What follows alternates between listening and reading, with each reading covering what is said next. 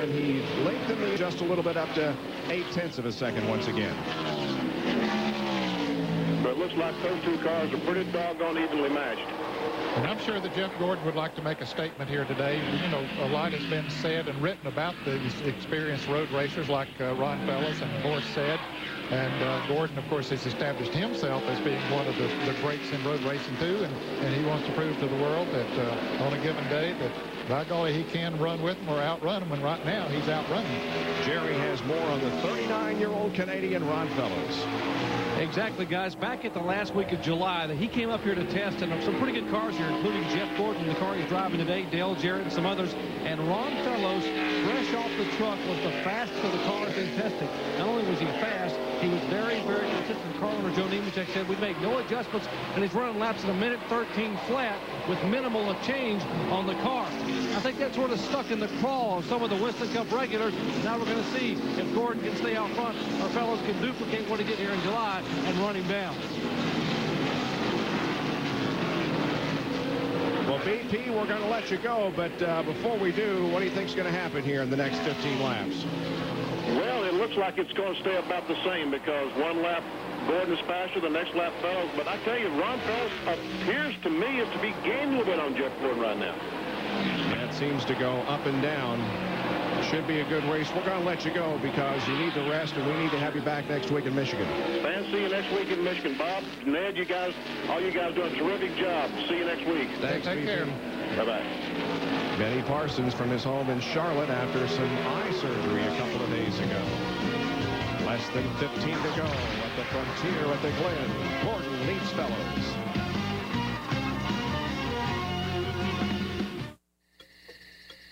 If you end up using anything but AC Delco parts in your car, who knows where you'll end up? AC Delco. If you're not asking for it, you're asking for it. You know, I always recommend AC Delco automotive parts to all my customers. They're some of the most dependable you can buy. AC Delco. If you're not asking for it, you're asking for it.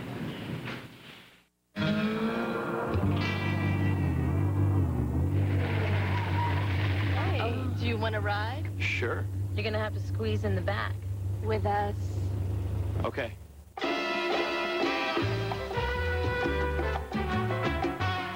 Can life get any better than this? We have an extra Wendy's Classic Double with cheese. Do you want it? Yes, it can. We call it Hamburger Bliss. Hey! He's in the garage. Hey! If you're going to have a garage, have a garage. And if you're going to use an oil, use an oil. Pennzoil with Pure Base. Specially formulated for stop-and-go driving. This is a home improvement. Enter the Pennzoil Dream Garage Sweepstakes. Get a free Tim Allen Signature Tools utility knack knife and a chance to win a Celine Mustang or enough cash to build your own dream garage. Stop. Go. Pennzoil. This insane machine cruises at 240 miles per hour and comes with a price tag of $1 million. So where, I ask you, is the rich Corinthian leather? Kart racing, today at 3:30 on ESPN. Get ready for ESPN Sunday Night Football. I wonder if that Ricky Williams is worth all the fuss. Can Denver dominate without John Elway? How come they never mention the dinosaurs in the Bible? The season begins September 12th.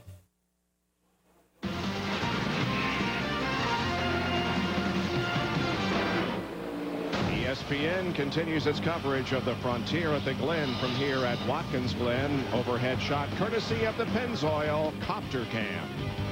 And in about 35 minutes from right now, after our coverage of this event, we'll be taking you to the Mid-Ohio Sports Car Course for the Kart FedEx Championship Series Miller Lite 200. For more, log on to ESPN.com, part of the Go Network. Go.com. Jeff Gordon has a 1.06 second lead on Ron Fellows. He's stretched it out just a little bit, and last lap he was just a tick of the watch faster than Fellows. The last two laps he's been just a tick of the watch faster, Bob, and it was about 0.8 of a second. As you say, stretch it out to 1.06. Now that's not a long way, but you can see right there how far it is. And there's Rusty Wallace. He's almost 4 seconds behind Gordon. for a taste of the race. Here's the Jimmy Dean sausage telemetry on Rusty Wallace's car. Notice how he brakes hard going into the inner loop. Yeah, that's the place you really have to get on those binders, then get off of them, get down the RPMs a little bit there. You change gears and then hits the brake a little bit going into this corner. And then he's going to accelerate pretty hard here for a little while. And you see those RPMs go up to over 9,000 there. And up to over 160 miles an hour just briefly. Goes into turn 10 there. Brakes again. Then accelerates short straightaway here into turn 11. A right-hander. And back towards the start-finish line. And up ahead is the second-place car, Fellows, but quite a distance. But Ron Fellows did close into two-thirds of a second, 65 hundredths that last time. So his lap speed was 119.7. Jeff Gordon was just barely over 119. And Rusty sees them up ahead as Rusty heads now up through the S's. Once again, we have a spin on the racetrack. Jimmy Spencer, stay out of the wall and stay out of the sand trap, and I believe he did both. Boy, he did. That's amazing that he didn't get in there, so he keeps going. Shouldn't be any caution, but he lost a lot of position. Oh, Ned, he was running in 10th position. Had a top 10 finish going here with 11 laps to go. Oh, that's too bad. That moves Mark Martin up to 10th now. Mark was running the 11th place. He lost 10 positions. Will drop back to the 20th spot, coming out just ahead of Johnny Benson and Elliott Sadler. Here's a replay. Well, let's see. Mark Martin looks like he's trying to get on the inside of Spencer, or either Spencer trying to get by. Yeah, Mark was trying to get by. And I don't know if they touched or not. It was hard to tell. They were very, very close. That's going into turn 1, but Spencer does a great job. Looks like he's going to get into those styrofoam bars there, but he made it. And from the Jimmy Dean Sausage onboard camera being carried by Kyle Petty this afternoon. There is the incident. Yeah, I think there was a little bit of contact made, but Mark was trying to go by on the inside and had slowed down. Bill Elliott got by both of them on that start. Now we watch from Bill's car. Yeah, there you see the impact as Jimmy came down and Mark had to slow down and Bill Elliott went by. So Bill Elliott's now up to 10th place, and we see Mark Martin has dropped back to 12th because Kyle Petty got by him as well. And up front again, Jeff has lengthened the interval just a little bit last lap and went back to 0.8 of a second, and Bobby Labonte is off course again. That's too bad. Bobby had gotten out there and had picked up the 27th position. There are 34 cars on the lead lap, so he was running 35th before he got his lap back. But now it's going to cost him some of those positions. But he's still on the lead lap. Probably going to be in about 30th position. There'll be 9 laps to go when Jeff Gordon hits the stripe, completing lap number 81. The interval between Jeff Gordon and Ron Fellows running in second position. We'll check the speeds here. And Gordon was faster that time. Jeff ran a 119.242. Second place, Fellows ran a 118.9, and Dale Jarrett, third quick, had a 118.866 that last lap. Well, he's still chasing the 9 car of Gary Nadeau. He's been up on him a couple of times. Took a look inside going into turn 1 about 4 laps ago, but couldn't make the pass. So he might be content to sit there and ride. He's in a good position there. Nobody chasing him too close to him behind. Tony Stewart's running in 6th place. Got a good comfortable lead over him. So 5th place would not be a bad finish here, especially Mark Martin running in 12th place, who is in 2nd place in the points. And we have a record possibly broken here this afternoon if we can keep more than 30 cars on the lead lap. Let's go to John Kernan. And I'm with Fellows crew chief Brian Patty. And Brian, do you have anything for that 24 car? I would hope so. I just got telling Ron to stay right there, put that yellow nose right there in the 24 mirror. But they're awfully tough. They're tough everywhere. He's Mr. Road Course right now. He's won 4 straight or something. So for this Busch team to put a car together, Team Sapco supply the motor. I mean, I think we're running exceptionally well. It's a win for our team if we can finish where we are. Chevrolet, Tully Hill Vineyards, I think they all should be happy. I think so too. Running second right now, trying to run down Jeff Gordon. What about another car? Here's Phil Weber.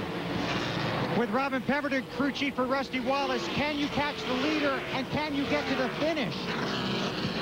Well, we're about 1/10 or 2/10 off the leaders right now, and you know, and as far as getting to the finish, that's probably just as close. So it's we might be about a half a lap short, but everything goes right away. You can tell just walking into this pit, they're very disappointed. They thought they had a shot at all the marbles today, and it doesn't look like it's going to happen right now. It's going to be very close to even getting to the finish without running out of fuel. And it looks like that Jerry Nadeau is coming up, and Dale Jarrett both coming up on Rusty pretty quickly. They are gaining. Rusty is losing time to the leaders, and it might be because he's conserving fuel and knowing that he can't catch the leaders anyway. So the smart thing to do would be to conserve fuel, because, boy, if he runs out, even with a half a lap to go, he's going to go back to 30th position or something. So that's right. So on board with Dale Jarrett. Points leader, looking for his first NASCAR Winston Cup championship this year. That's Nadeau up ahead, and up ahead of Jerry is Rusty Wallace. These three cars are all running about the same speed in the 118-mile-an-hour bracket now. So is Tony Stewart, who's running behind, but Tony's several seconds behind. As a matter of fact, he's about 4 seconds behind the fifth place car of Dale Jarrett. Interval varies slightly from lap to lap, but Jeff Gordon maintaining about a 3/4 to 8/10. Now it's up to a little more than a second advantage on Ron Fellows. Fellows has 19 career wins in the Trans Am Series, Ned, including 2 wins here at Watkins Glen. So he's experienced on this racetrack, and boy, he has just had a tremendous race today as Ricky Rudd slows from the 9th spot. Oh, that's too bad. Ricky had another good run going, and he needed another good run. His season has not been very good. He's looking for a sponsor, giving himself a deadline in the middle of next month. He's to either get a sponsor or he'll sell his team. And now having problems here today. Had a good run going, as you say, in the top 10.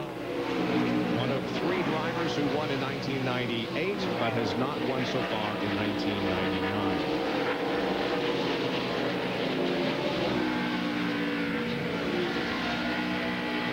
What's the matter with Rudd, John?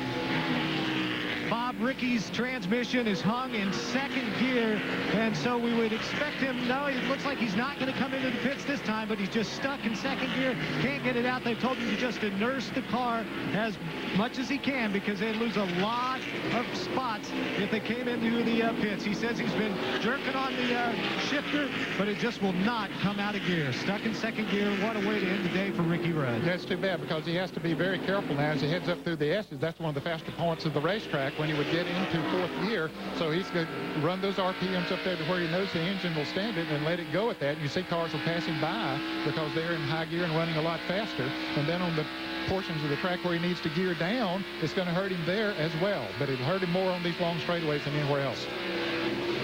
Another guy that has had a tough day is Bobby Labonte, who, of course, is very much in the points battle, but he is back in 30th position. But that's better than he was going to be had he not gotten his lap back. He was going to be 33 cars now on the lead lap, so he was going to be 34th or 35th, and that Interstate Batteries Pontiac has taken a little bit of a beating. The back end has been, since he spun early in the race, as the aerodynamics have not been what they needed here. And again, we remind everybody that he damaged a car severely in practice on Friday morning before qualifying. So yeah, his primary car, and they were really saddened about that. But it was not anything, just not anything that he did. A brake rotor broke on it, cut the left rear tire going into turn 9, and he spun it out. Actually, he didn't get to go through the inner loop, and spun it out and crashed the car.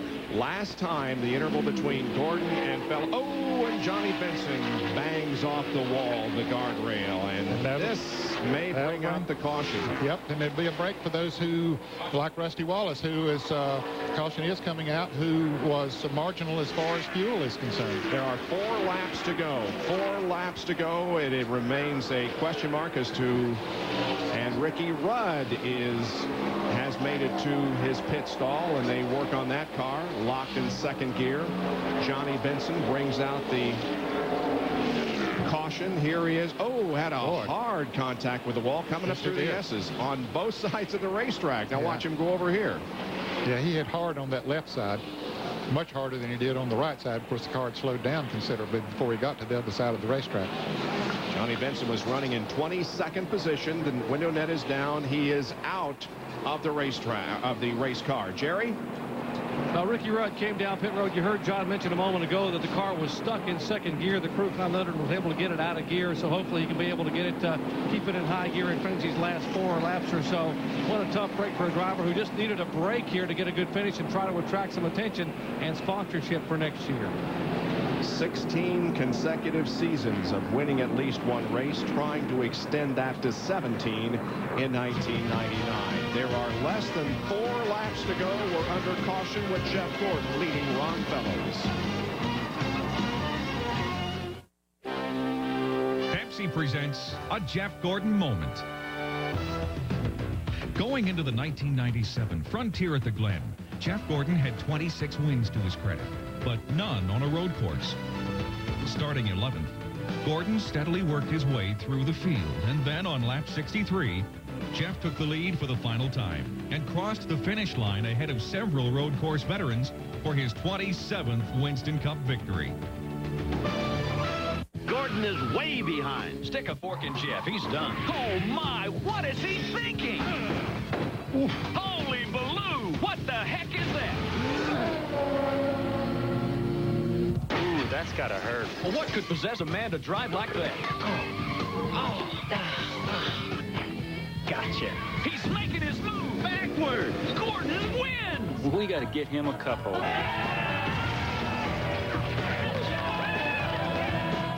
These are Cobalt tools, the finest mechanics tools you can buy in any store. They've got contoured handles for a better grip. And the K-drive that grabs fasteners on the sides, not the corners, which means more torque, less rounding, and less slippage. So Cobalt tools can stand up to anything. From where I'm standing, that's a very good thing. Cobalt, setting the standard in mechanics tools. Made in the USA and guaranteed forever. At Lowe's Home Improvement Warehouse and online. This summer, if you can dream it up, Sonic can put it in a cup. We've got hundreds of drink flavors you can mix and match. Plus, our 44-ounce Route 44 big drinks. Enough choices to let your dreams run wild. Sonic America's driving. Need a battery? Now at Pep Boys, get a ProStart 75-month battery from $44.99. ProStart name brand quality batteries by Exide from $44.99. Pep Boys. Cars like us. People love us. Back at Watkins Glen International in the beautiful Finger Lakes region of central New York. This is the Frontier at the Glen, the overhead shot of this 2.4-mile race course from the Pennzoil copter cam. Well, they are pulling Johnny Benson's car off the race course. He is out and okay. But when they come down to cross the stripe again, there will only be 3 laps left in this event. Now, there is Ricky Rudd, who has fallen way back to 33rd position, the last car on the lead lap. Jerry Punch has more. And Bob, believe the kind of luck Ricky Rudd is having. His car was stuck in second gear. He came down pit road, the clue jacked it up, came underneath the car, and jammed it out of second gear. And you know what it had it stuck? A piece of gravel. This piece of gravel here was jammed, had the linkage jammed where it wouldn't let it come back out of second gear. They pulled it apart, and this fell down from the linkage, and Ricky Rudd wants this to be kept as a souvenir of what this little rock cost him today at Watkins Glen. Now, there's also some concern in the Kenny Wallace pit. He has complained of a vibration in the back of the car. Let me go up here to Jimmy Elledge. Jimmy, what's the problem? I heard him say it's got a vibration. We're not really sure. I think it might be these 2 pits. Ricky just had a rock stuck in his transmission, and he just radioed in and said that he's got a bad vibration. We're not sure what it is. He said it's in the back of the car, so we don't know if a gear's going bad or, you know, the drive shaft or even a loose wheel. We're not really sure. Feel like he can make it the rest of the way? Well, I hope so. You know, I hope this caution takes a long time, and we only got to run 1 or 2 laps. That certainly makes me feel a whole lot better than having to run 10 or 12. All right, they're going to hold their breath here in the Kenny Wallace pit, so late race problems for a couple of drivers. Kenny Wallace back in the 22nd position. By the way, Ricky Rudd did lose a lap and has fallen back to 32nd. Now, Ted Christopher driving the number 13 car in 24th spot. And again, we tell you that he finished second at the Busch North race here yesterday and won the NASCAR Featherlight Modified event yesterday afternoon. And doing a good job here in the Winston Cup race as well. Well, Rusty Wallace is the road course ruler when you talk about active NASCAR Winston Cup drivers. He has 6 wins. Started from the pole here today. Darrell Waltrip has 5 wins. So does Ricky Rudd. Martin and Gordon have 4 wins. Irvin and Bodine 3. But again, Jeff Gordon is going for his 5th consecutive win on a road course and is the leader at the moment. And now coming up on 2 laps to go. So we're not going to have much green racing here at the end of the event. No, we aren't.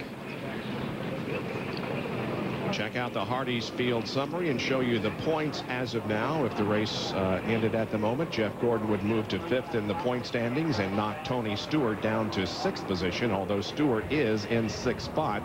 Rusty Wallace moving up 2, Andretti down 1, and Wally Dallenbach up 3 positions to 15th. Sterling Marlin would take a big hit, losing 3. And there's Steve Spencer and some other drivers, Little and Park gained some, so would Kyle Petty. Kenny Irwin just made a pit stop. Good strategy on his part. It looked like they took on 4 tires. He was already at the back of the pack. He might be able to pick up several positions, even though they were only going to have 1 or 2 laps to go when they get the green. Yep.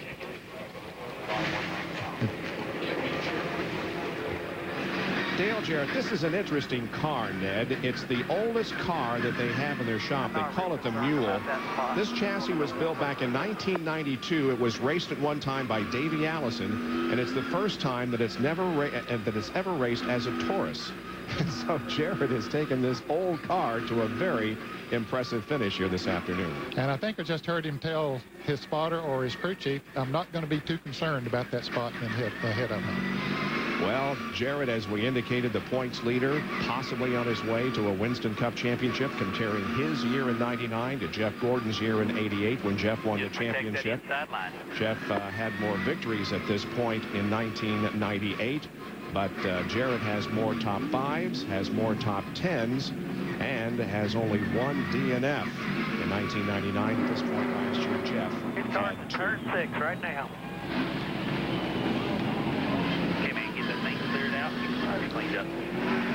Cycle going green here at the completion of lap number 88. 2 to go. Can Ron Fellows catch and pass Jeff Gordon? And this certainly has been a break for Rusty Wallace because he needed to save a half a lap of fuel. This should have done it for him.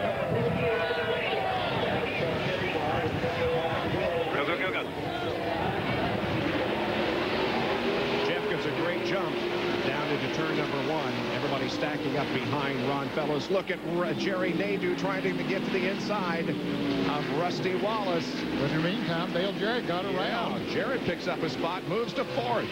Got around Nadeau. And the scramble is on. This is going to be an exciting lap and a half here. Gordon got himself a good jump. Look how far he pulled out ahead of Ron Fellows. He didn't want somebody to ride on that back bumper when he goes into this inner loop. Or any other turn. Yeah, they come to the inner loop. Nadeau back in the 5th spot. There's Tony Stewart and Wally Dallenbach. Joe Nemechek, who has been strong all day. Bill Elliott 9th. And Kyle Petty running in 10th position. Good run for Kyle. Down to turn number 10. And the white flag is going to be out for Jeff Gordon. Off of corner number 11. 1 more lap to go. Jeff Gordon looking for his 5th consecutive road course victory. Everybody pretty much in single file now as they come down through here, at least among the first 6 or 7. Mark Martin back there along with Mike Skinner. There are 31 cars on the lead lap, and we can set a NASCAR record here today if we have that many at the drop of the checkered flag, and that's just a few seconds away. Only 4 cars have dropped out of this event. Gordon through the inner loop for the final time. An impressive performance by Ron Fellows. And there is a spin in the loop. Inner loop. That's what we hear. I understand it might have been Joe. Oh, Nemechek, who was in 8th spot. And maybe Bill Elliott also also involved, but he has made it through, and Nemechek is buried. Yeah, and he might not get back for that record that we were talking about. We need for all of them to get back, I guess. Off of corner number 11. For the 5th consecutive time, Jeff Gordon wins on a road course. 3 here at Watkins Glen, 2 at Sears Point. It's his 5th win of 1999, 47th career win. It comes in his 210th start. And bad trouble up here off of turn 10. Ted Christopher is off course down in the sand.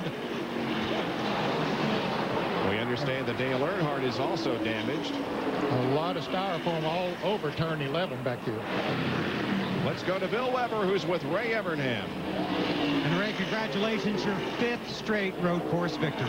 Well, it just says a lot about this team and Jeff Gordon. They work real hard on the road course stuff. We've worked hard at it for a long time, and it's great to see him going. Got to thank God for giving us a beautiful day and letting us do this. I want to say hi to my man Tony. My big man Tony's in the hospital, and I know you're not feeling good, but this hopefully will make you feel better. Got a talented road racer behind you there too down the stretch. Got a talented driver, period. You know, he comes, he likes to test the road courses. He gets into it, and he comes here and he works hard, and he picks things, and this is one of the places he tells us what to do with the car. Congratulations. Thank you very much. Big Tony is Tony Gibson, who was on his way to the track here yesterday morning when he had a kidney stone attack. He is hospitalized here in the Watkins Glen area, and I'm sure watching, and sends his regards to his teammates as they head to Victory Lane. And I sympathize with you because I know how painful those kidney stones are. Me too. A big crash up in turn number 11, scattered the styrofoam.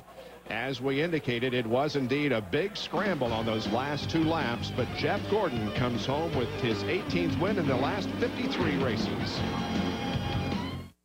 No multi-million-dollar contracts, no victory laps, not even a winner's circle. But if you think these weekend warriors who run the SCORE Desert Championship Series take anything for granted, think again. Which is exactly why they run with the Duralast battery from AutoZone. A battery so tough, so dependable, we back it with a 2-year free replacement guarantee. The next time you hit the road, don't settle for anything less. Hey there. Now, I got something here that's downright fun. My popcorn chicken. Crunchy morsels of tender white meat. It's back for a limited time. Just $1.99. Go, Colonel. Go, Colonel. At KFC, we do chicken right. Need new struts? Come to Midas. Get a genuine Midas Gold strut with R2 technology for only $59.95 with a lifetime guarantee. Go safely. Go Midas. What time is it? It's time to bring the funk to your house. Budweiser presents Sinbad's Soul Music Fest Part 5 from St. Thomas with Shaka Khan, Smokey Robinson, the Gap Band, the SOS Band, Roy Ayers, a special tribute to Marvin Gaye, Kathy Sledge, Dabaj featuring Eldabar, and Morris Day in the Time. Don't get no funkier than that. Contact your local cable or satellite service provider to order. It's the greatest racing on earth. Excitement. Speed. The drivers. It's a rush. Exhilaration and acceleration. Family fun. Fast cars. Top trucks. The NASCAR Winston Cup Series, the NASCAR Busch Series, the NASCAR Craftsman Truck Series. This is NASCAR. NASCAR is racing. And emerging from his car, the winner of the Frontier at the Glen, Jeff Gordon. Here's our McDonald's Winter Circle interview and Dr. Jerry Punch. Well, a nice cold sip of Pepsi and a big hug from wife Brooke. And Jeff, 3 in a row here, but 5 in a row on road courses. What a record. Oh, man, that's amazing. I tell you what, this team just comes so well prepared for these road courses. And, you know, we've just worked and worked and worked on getting better. And I guess that test we did up here in Watkins Glen definitely paid off. I didn't get the pole because I thought we were capable of doing that too. But I'd rather settle for this win. It was a great run for us. Man, the car was strong. And I was having a lot of fun, especially battling with Ron Fellows. I mean, there's no better better guy to race on a road course than him, and I didn't think I could hold him off. He was catching me in some places, and I just stayed after, tried not to make any mistakes, and start pulling back away from him. End of July, Ron Fellows came up here, and he was actually quicker than you in testing, and that had a lot of guys concerned, but you were able to pull away somewhat toward the end. Yeah, you know, our car was just really good on long runs. When the fuel level went down, the car just actually got better.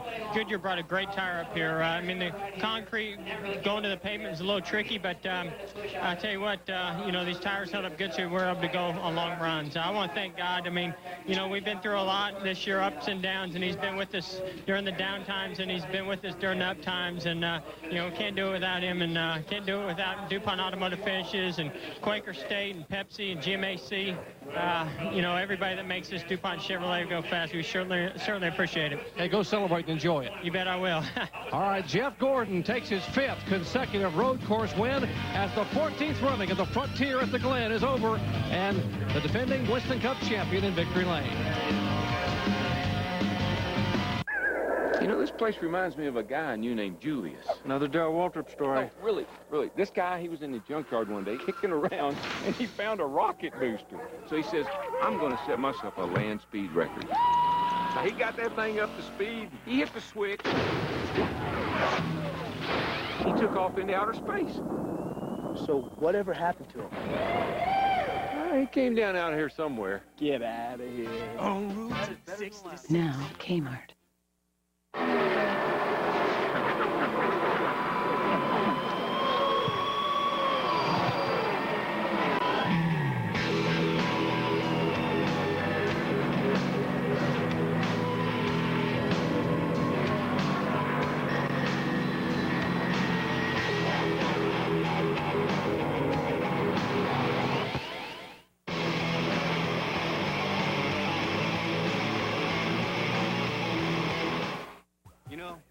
These days, lots of deodorants are talking antibacterial protection. Fact is, every deodorant is antibacterial, so it's not about that at all.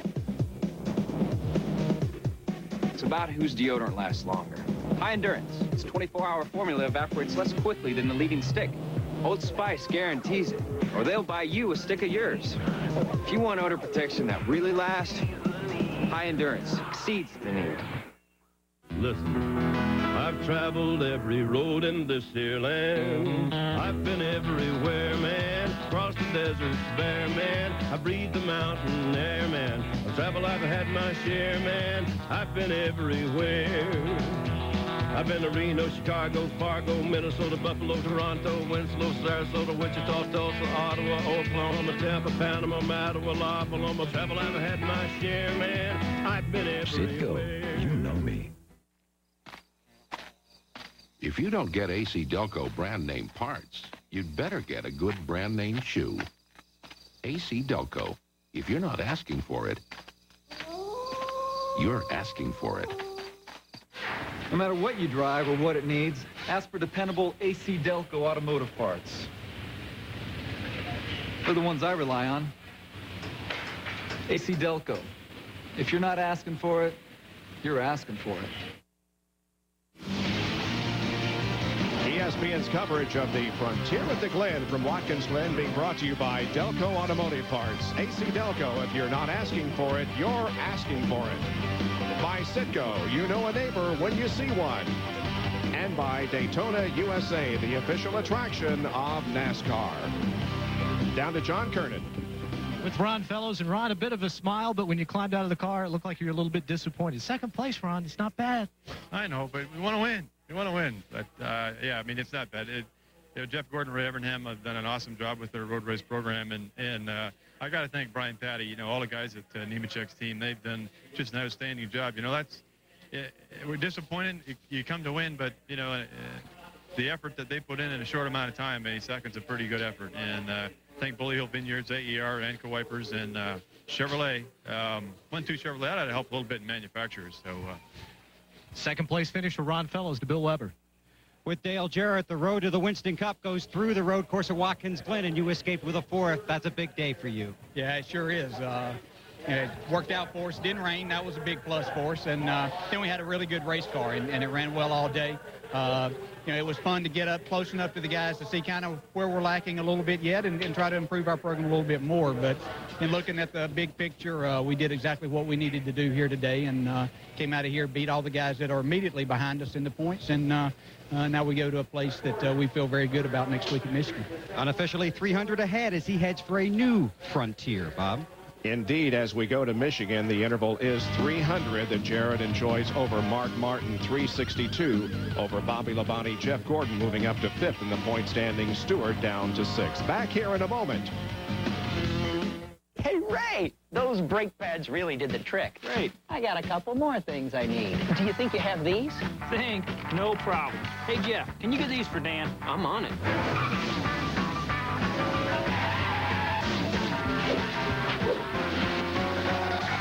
Hey, Dan, here you go.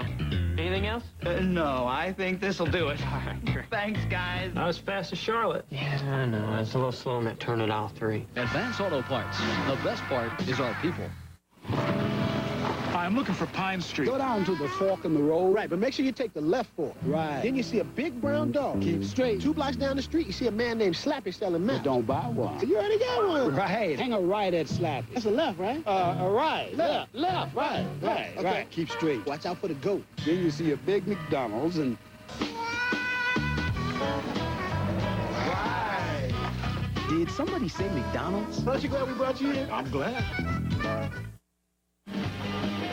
Here are the results from Watkins Glen. The arrows indicating the drivers who led a lap. Jeff Gordon led the most. Dale Jarrett, although he did not lead a lap here today, did lengthen his advantage in the battle for the NASCAR Winston Cup. Darrell Waltrip had a good run, finishing in the 15th position. Yes, it is. And we look at the second page here. We see that 30 cars were on the lead lap.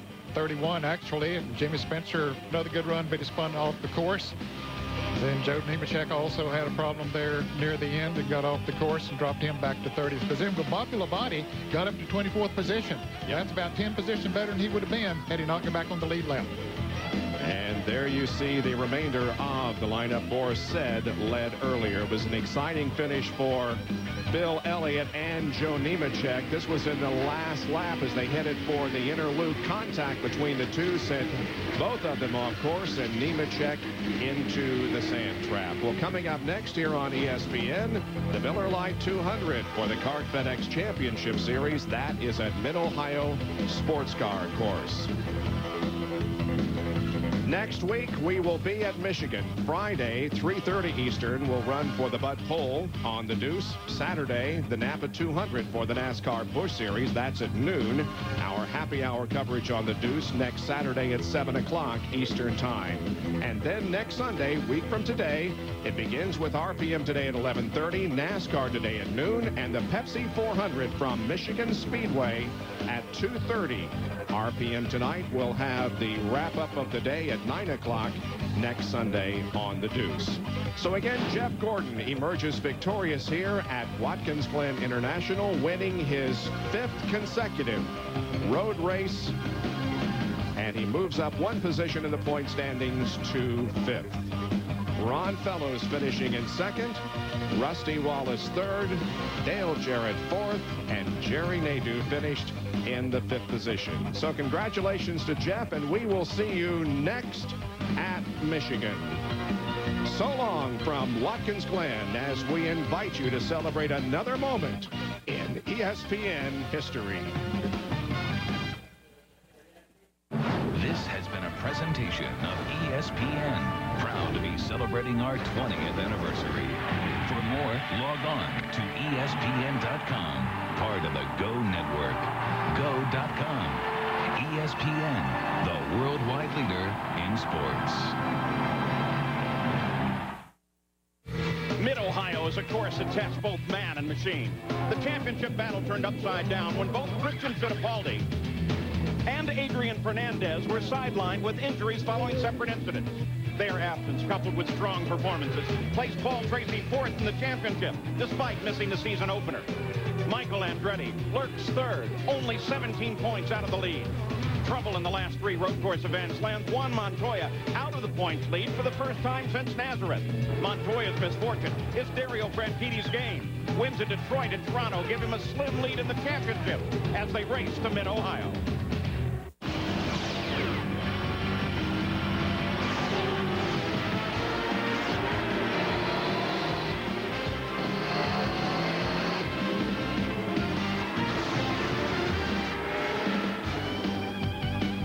The battle for the championship continues in the Cart FedEx Championship Series. We're at the Mid-Ohio Sports Car Course for the Miller Lite 200.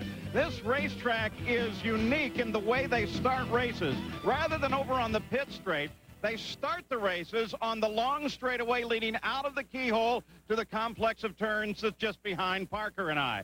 That's made for some interesting starts in the past couple of years because that complex of turns can be very challenging. And the rationale for starting on the back straightaway is that the track's wider than on the pit straight. The drivers have an unobstructed view coming down into that first corner.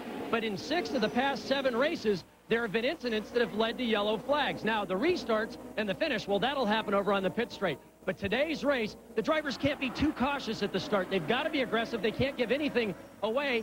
Blundell and Moore are coming from the back. I know this crowd of people. You guys waiting for a great race today? And it should be exciting because behind us is where all the action is going to take place. Well, as we look at the grid, Dario Franchitti is the new series points leader by virtue of winning the last 2 road course events. He picked up a valuable championship point by winning the pole here at Mid-Ohio. So on the front row, it's Dario Franchitti and Brian Herta. Herta always qualifies well here, but race day's a different story. Today, he hopes to exercise those demons that haunted him the last 2 years. The immediate concern for pole sitter Dario Franchitti to avoid any reoccurrence of what happened on the start last year. Moments after the green flag was waved, there was contact between Franchitti, Brian Herta, Jimmy Vassar, and all 3 were parked. They were done for the day. Now Franchitti again starts from the pole. Herta is alongside, and of course, there is great concern here on the part of these teams whether or not they can get a bold, aggressive, but clean start. So in the second row, it's Paul Tracy and Tony Kanaan. Tracy quietly moved into the championship hunt. He is the only driver to score points in each of the last 7 races, and he believes he has a shot at the championship. And keep in mind for Paul Tracy, we now come to the part of the season where he traditionally has run very well. But he says, you know, I'm not driving any differently. He gives all the credit to his crew and specifically to his engineer, Tony Sicali. He says, now my car does exactly what I want it to do. In row 3, it's Jimmy Vassar and Jill DeFerrin, the last winner on a natural terrain road course. In the 4th row, Helio Castro Neves and Juan Montoya on the outside. Back in row number 5, Max Pappas and Robbie Gordon in his 100th start. The 6th row is Michael Andretti and Richie Hearn. Michael Andretti is a 2-time Mid-Ohio winner. Last year, he survived a spectacular end-over-end crash here at Mid-Ohio. In row 7, Mimo Gidley and Cristiano D'Amata. The 8th row, Jan Magnussen and Walter Salles. Row 9, Mauricio Guzman, Michel Jourdain Jr. outside. The 10th row, Roberto Moreno subbing for Christian Fittipaldi and Scott Pruitt. In the 11th row, P.J. Jones subbing for Adrian Fernandez and Al Unser Jr. Naoki Hattori and Luis Garcia Jr. in the 12th row. And look at this 13th row. Greg Moore and Mark Blundell both start in the back owing to problems during their qualifying. Now here's the race analysis for this track and this event. The real key down there at the bottom, fuel range, a very narrow range, and fuel here is critical. And Paul, as we look down through this grid, notables, Robbie Gordon in 10th position, the best Toyota road course qualifying position ever. This could be his day to get to the podium. Mimo Gidley in 13th spot, great effort for the Peyton Coyne car. Looking farther back, P.J. Jones in 21st in the Renard this weekend. A do-or-die situation. Luis Garcia Jr., his first race for Hogan Racing. And where all the action, I think, is going to occur back in 25th and 26th spot, Greg Moore and Mark Blundell. So already The pace car has exited on the left side of the track at the pit area. And now Dario Franchitti brings the field around, heading for the keyhole through turn 1, the exit of turn 1 now. They will come into formation after that keyhole carousel turn, and then the starter waits over on the far side. Jim Twintel, the starter. Allenser Jr. was called in by the team. He's into the pits right now, and they're taking some time with him, working around the restraint there in the cockpit. So Allenser Jr., even before it started, with some issues. It looks like they changed his helmet there. They're having radio problems. He should be back in soon. Now the field forms up. Green flag lies just ahead, and then that set of turns that has been so critical in the past. Franchitti begins the acceleration. Green flag flies. Here we go. Down toward the first turn. So far through that corner, everybody's okay. Oh, could they have gotten it done? Well, in fact, they may have. Through the first set of turns now on this shortened lap, the first lap here at the race.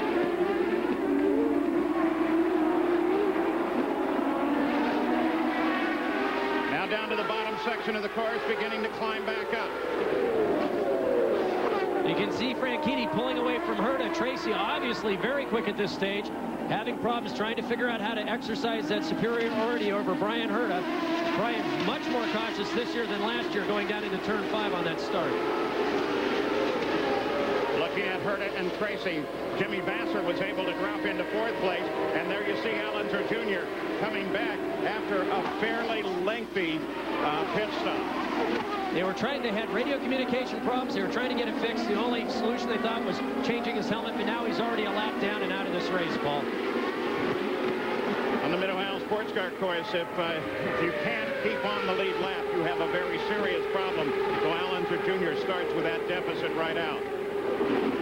And he is the only Penske car in competition this weekend. You can see slots there in front of Juan Montoya. Montoya having a difficult weekend, didn't get a lot of track time because of the rain yesterday. Didn't get the car to his liking, was very fast this morning in warm-up, but very frustrated. At the end of the first lap, Greg Moore scored in 22nd place, so he begins his climb through the field, starting in 25th, 3 spots forward. And Mark Lindell is shadowing him. We talked Mark Lindell had qualified 3rd provisionally on Friday. In tech inspection, his car was just a few thousandths of an inch below the 2-inch rule. That is, the outer side pods were just a little lower than they should have been, and they put him back to the last starting position. Juan Montoya on the pit straight. He's caught up behind Allenser Jr., trying to catch Gil DeFerrin, who has just disappeared around the corner in turn 1.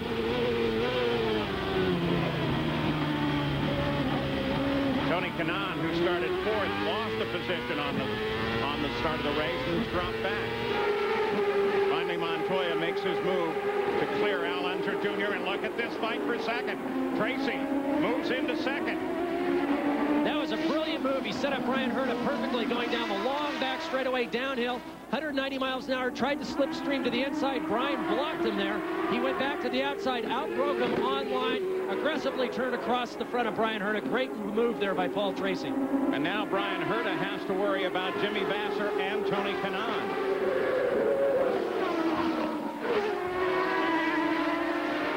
Matter of fact, Helio Castro-Neves is sitting just behind and fairly tight to Kanaan as well.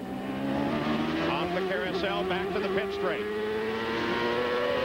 3 laps complete.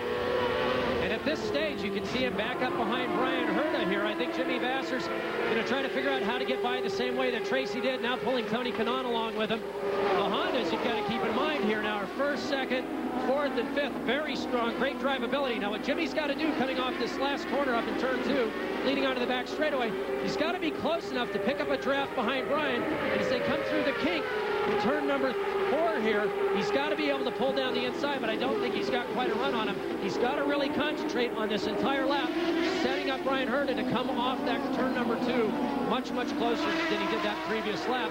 Tony's going to obviously try to use the same strategy on Jimmy Vasser. And while we watch this fight for 3rd, at the front, Franchitti has pulled out 3.3 seconds on Paul Tracy. And there goes Paul Tracy. You can see he's pulled out pretty well on Brian Herta.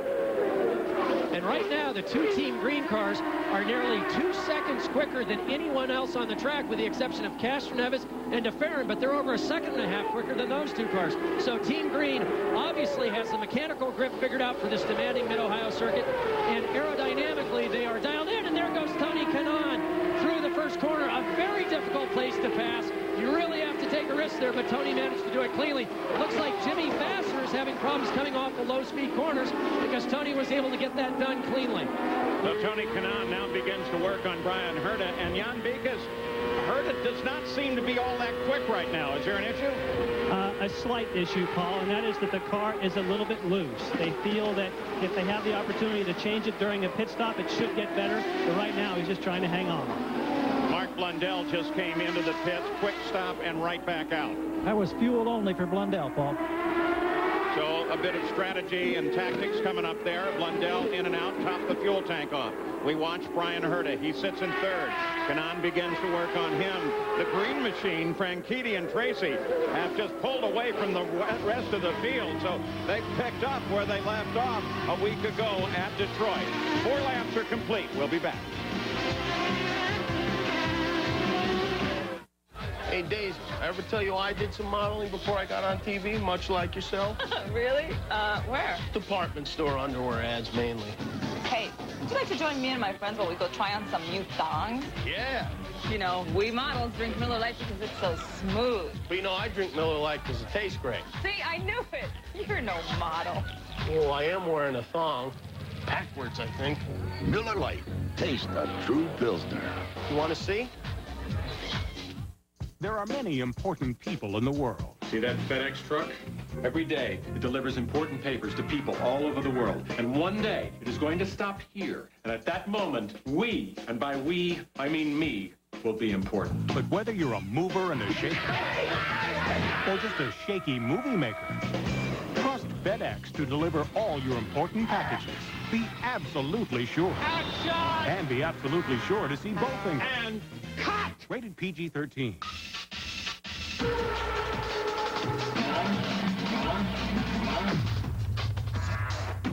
I am the dog. No cage can contain me. No chain can hold me back, for I am the dog. The snarling mad beast who on its day will lift my leg and mark my space in their sacred circle. Until then, don't come near me. I bite.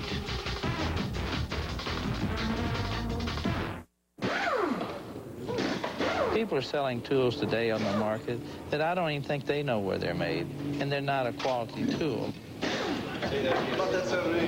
One thing about the Craftsman tool, it's made here, and you know the quality's good. 1,800 Craftsman hand tools made in America, guaranteed forever. If something happens to it, you can take it back, and you know where to take it back because you know where it come from. Craftsman makes anything possible.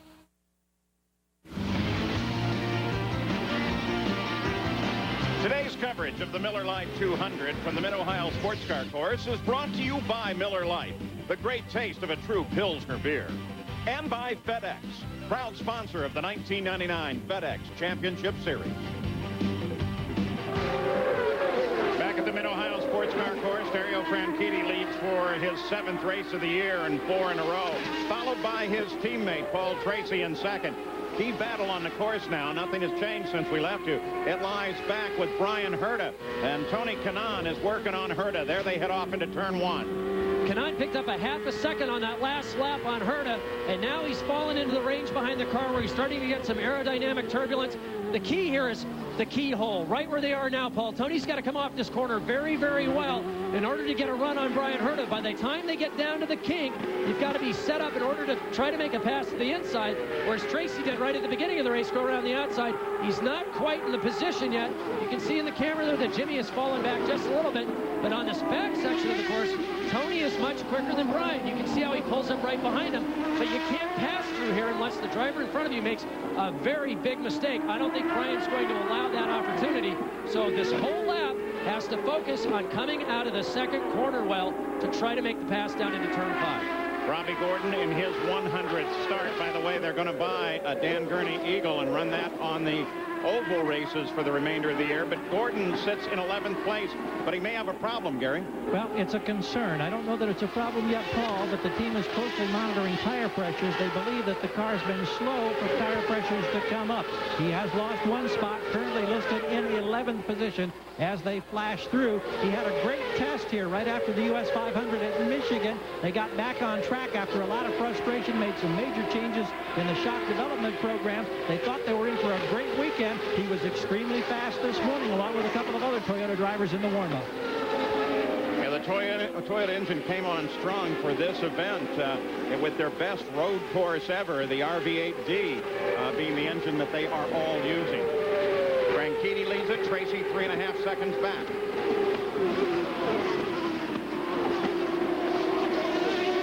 Search back through the field. We're wanted to catch a good shot of Roberto Moreno. He started 19th, now is 15th. And Greg Moore is kind of stuck in 22nd. He started 25th. There is Moreno still substituting. And we take you back to the front of the field. Moreno, by the way, is likely to be in that car pretty close to the end of the season. Christian Fittipaldi was here the first 2 days of the event and then left to go back home. But Christian has indicated that this may be a fairly lengthy recovery as he tries to come back from his head injury. I talked to Christian for a while on Friday, and you can tell he's hurt, Paul. He took a huge shot at St. Louis during that testing accident. And talking to him, you can see that he's still there. It's just the shine, the sparkle in his eyes isn't there right now. And you just get the feeling of a guy that's jet-lagged with the flu, and you can tell he just hurts all over. And it's going to take him a while to come back. And with a head injury that he sustained, you want to make sure you're completely healed before you come back in these sorts of cars that are so demanding physically and mentally. 3 interesting stories sitting right here together on the racetrack. We'll start with Greg Moore. He is the only Forsythe Players car that is out there today owing to the accident involving Patrick Carpentier, his teammate last week, when the left rear wheel of Mauricio Guzman's car hit Carpentier in the helmet not once but 3 different times, and at one point actually bending Carpentier over so far that his helmet touched the bottom of the steering wheel and his legs. Despite all that and a lot of soreness, he expects to be back in 1 week at the new Chicago Speedway. And if you think about that for just a moment, you are strapped in with shoulder harnesses so tight you can't lean forward, and yet the severity of having Guzman on top of him, the weight of that impact pushed him all the way underneath the steering wheel. It's amazing that he wasn't hurt worse. I think God was really smiling on Patrick. And don't forget, just a short time prior to that, Max Pappas's wheel and tire came in to the cockpit and bruised his arms on 3 different spots where it had banged around inside the cockpit. So very fortunate young man, Patrick Carpentier. And there's P.J. Jones. Now he's substituting for his teammate, Adrian Fernandez, who had to have some pin work done on the fracture in his wrist when he got his hand and arm entangled in the steering wheel on a contact with the wall during practice for the race at Detroit. And P.J. Jones is just happy as can be that he now has a chance to drive the Reynard. Remember, he's been in the Swift all season, and he's really happy to have this ride. And we've got to share with the folks at home this weekend, because he's in Adrian's car, he's been renamed Pedro Jones. So that's his name for the weekend, or at least for the immediate future while substituting. And I had a question for Jan. Now that we've got Pedro Jones, we've got Jan Magnussen, Juan Montoya, Jan Beekes. Am I now Parker Johnstone? That's what I need to know, Jan. Yes, you can be that. You can be that. Okay, just checking.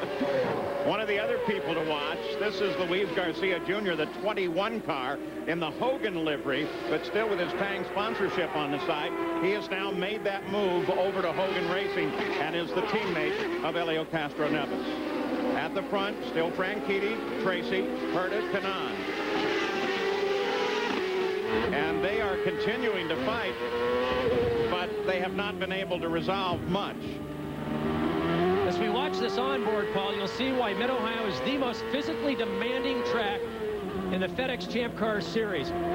Lots of uphills, downhills, severe lateral loading. The drivers never have a time to rest. Even though there are straightaways here, these cars are so fast. As you've said, the faster the car is, the shorter the straightaways become. They hardly have a chance to make boost adjustments, talk on the radio, let alone sway bar adjustments, because they are shifting constantly, puts a lot of strain on the upper body, the lower body. And if you look at just the elevation changes alone, it's uphill here to turn 2, a long downhill all the way to turn number 5. Then it's uphill to 6, downhill to 7, uphill to 8, downhill to 9, uphill to 10, downhill to 11, back uphill to 12, then back downhill to turn 1, so they just never get a chance to rest. And usually at this race, it's hot and humid on top of it. Cockpit temperatures can exceed 130 degrees Fahrenheit. The driver's heart rates while driving 155 to 170 beats a minute for an hour and a half to an hour and 45 minutes. Takes tremendous aerobic conditioning and lots of upper body strength. Kanaan can close through this part of the course and gets up almost on top of him by the exit of the carousel. And then on the pit straight, he's pretty tight to him, but then Herta's able to pull away through the keyhole. And the key corner for passing, as we've talked about, is that keyhole corner. And Brian is very, very good coming off the keyhole. It's an area where his team owner, Bobby Rahal, has spent a lot of time making sure the car in the past has worked perfectly. Same thing for Brian and Max Pappas, because you know if you can't pass there, chances are they won't be able to get you anywhere else unless you make a mistake. Now watch through there. Brian got away a little bit coming off a 1. And this is where in the past couple laps he's been able to outpole Kanaan. And that's kept Kanaan from going after him on the inside of the right-hander coming up. And I think the consensus there is that Ford is the horsepower king. They have the best top-end power. The Hondas have the best drivability. So what you're seeing is there's maybe a little difference in engine power plants and where they work the best, with Brian being able to pull a little bit on the straightaways, Tony having a little bit better flexibility and use of being able to control the back of the car on throttle, so he can get through this back section a little better than Brian. All right, we want to get you back up to the front of the field. Franchitti is the leader. Paul Tracy 3.7 seconds back. We look down from the Honda Helican. That's the leader working through turn 1. All alone. That's a beautiful ride if you're sitting out in front, and especially if you're leading the points. Gil DeFerrin sits back in 7th now, sandwiched between Elio Castro-Neves and Juan Montoya. Jan Vikas. Well, remember, Paul, he is on the Goodyear tires, and Goodyear brought a new construction tire here this weekend because Gil DeFerrin was trying so hard to warm his tires in Detroit that he thinks that might be the reason for his crash, because we have noted that the Goodyears seem to take a little longer to come up to temperature. So they brought a new construction, and they hope that he'll be able to get the speed quicker than he has all year. And Jan, from Gil DeFerrin's camp with Derek Walker, a quick conversation just prior to the start of the race, concerned because of all the rain yesterday and the fact that this track was again what the drivers call so green this morning. Derek thinks that there'll be concern about graining on the left front Goodyear tire on this first run prior to their first pit stop. They're hoping that they don't lose too much in handling so that they can get to the stop, make the change, get fresh rubber on, because their feeling is as the day progresses, and perhaps Parker could address this, conditions will continue to improve. More rubber on the track, more heat, more grip, etc. And Gary, now that you've mentioned that, I've been looking at the left front tire of Gil DeFerrin, and you can actually see about a 4-inch band developing on that left front tire where it looks like it's already starting to grain. So we're going to try to take a look at that. You can see it right. Whoops. I was a little bit too quick. As we get the right shot and the sun reflects off it, you'll be able to, if you focus on that left front, you'll be able to see it there. You can see it just coming off the corner.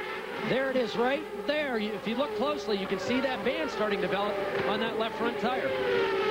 We'll keep track of that, and the run by Dario Franchitti, which is spectacular to this point. Roberto Moreno just passed Cristiano D'Amata. That's a pass for 14th. Otherwise, nothing has changed. Kanaan still working hard on Herta, and he has not been able to get up and get around it. We'll be back. 99 hammers right here on the wall. 99 hammers right here. Pick one out, swing it about. 98 hammers right here on the wall. 98 hammers right here on the wall. 98 hammers right here. The new tool territory at Sears. A huge assortment of tools from more than 100 top brands. 97 hammers right here. You pick one. Hey, let's do needle nose pliers. Tool territory at Sears, where tools rule.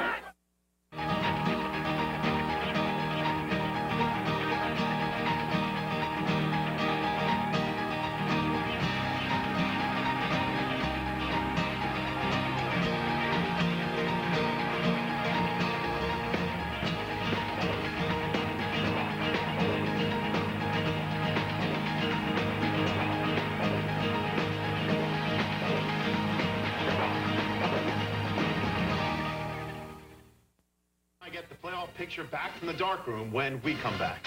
We're clear. The prompter's going too fast. I can't keep up. Come on, it's not the teleprompter, it's you. My throat, I can hardly Give him some tea, give him some tea. Let's go, let's go. Cut me. Cut me, Lou. Come on, baby, come on. Snap out of me. Don't be a lollipop. Get out there. Come on, tonight's your night. Well, without question, these days, the word on everybody. Sports Center. Mornings, evenings, and late night. Only on ESPN. Well, they called him the Yankee Clipper, Joe DiMaggio, and he is the subject of Sports Century, 50 Greatest Athletes. For more, log on to ESPN.com, part of the Go Network, go.com. Roberto Moreno has been moving forward. Just before we left you, he came out and around Cristiano D'Amata, and just a moment ago, he got around Richie Hearn. Now sits in 13th place as he begins to pick him off.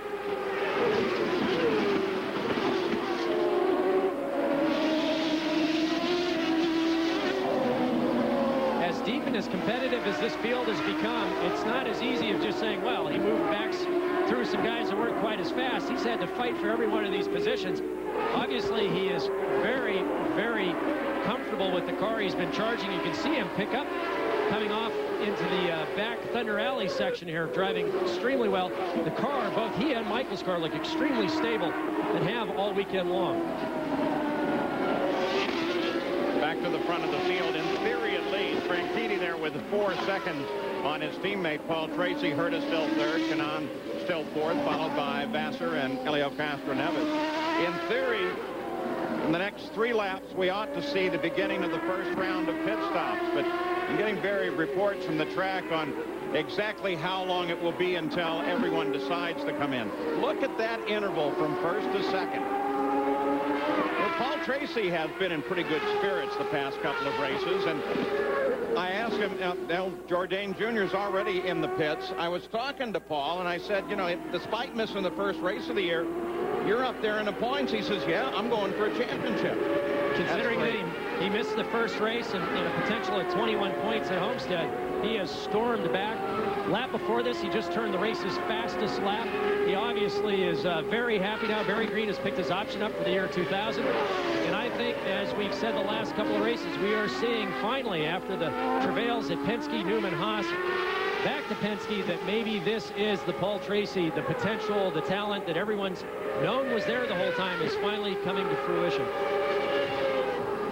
Boy, the impact of the Penske announcement last week, Greg Moore and Gilles de Ferran as his drivers for the next 3 years, and no true certainty on any of suppliers or equipment, has sent some reverberations through the sport that continue to ripple.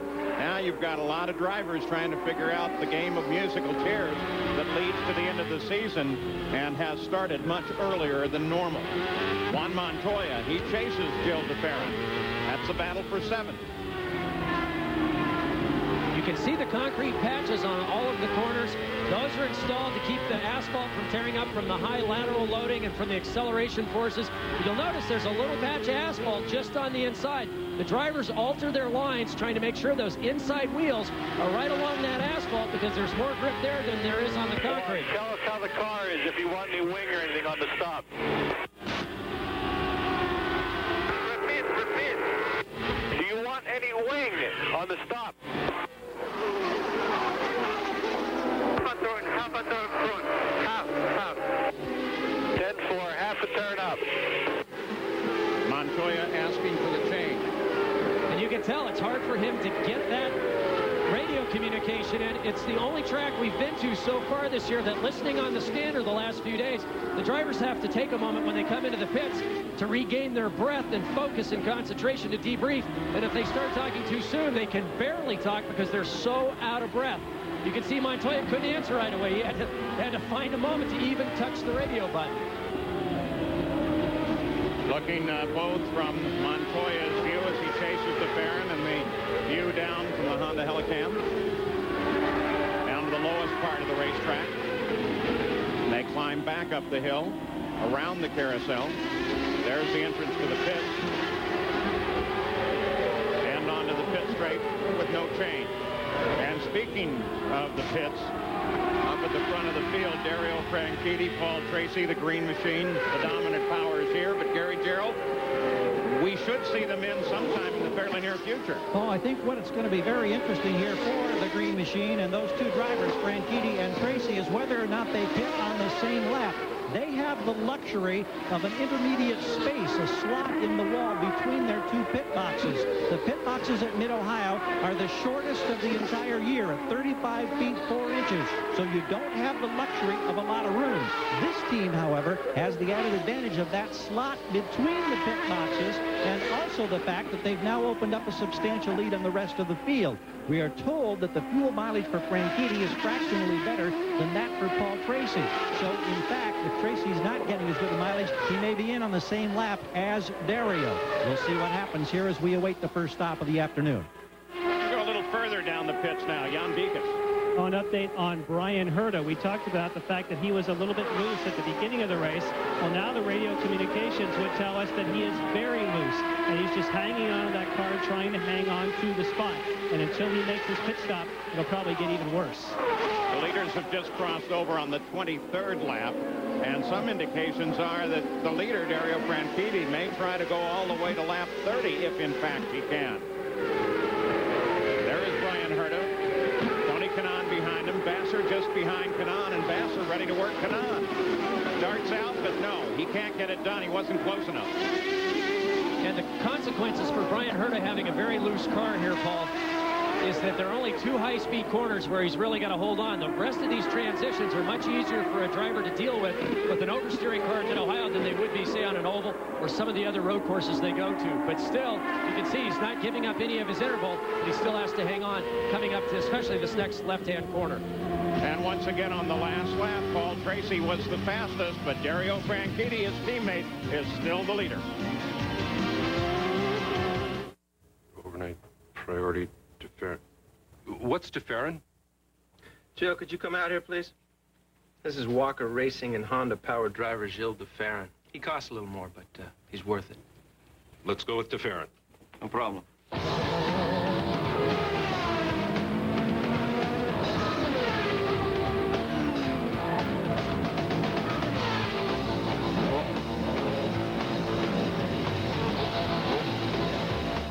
$10 for lunch? I heard of a guy got a brand new car for that. Sounds like a Darrell Waltrip story. Oh, I swear it's true. This guy was at the track. He sees this notice. His brand new hot rod. $10. No, it's not a misprint. Stop by and see for yourself. Turns out her husband met this little gal at the track, and he ran off to Tahiti with her. And he told his wife to sell the car and send him the money. No. Now at Kmart. I've reached top speeds on Firestone racing tires. So they asked me, Ari, how can we make our street tires move faster? Easy. Put them on sale. 4 for $99. Add a new 50,000-mile warranty, and people will buy them 8 at a time. Maybe even 12.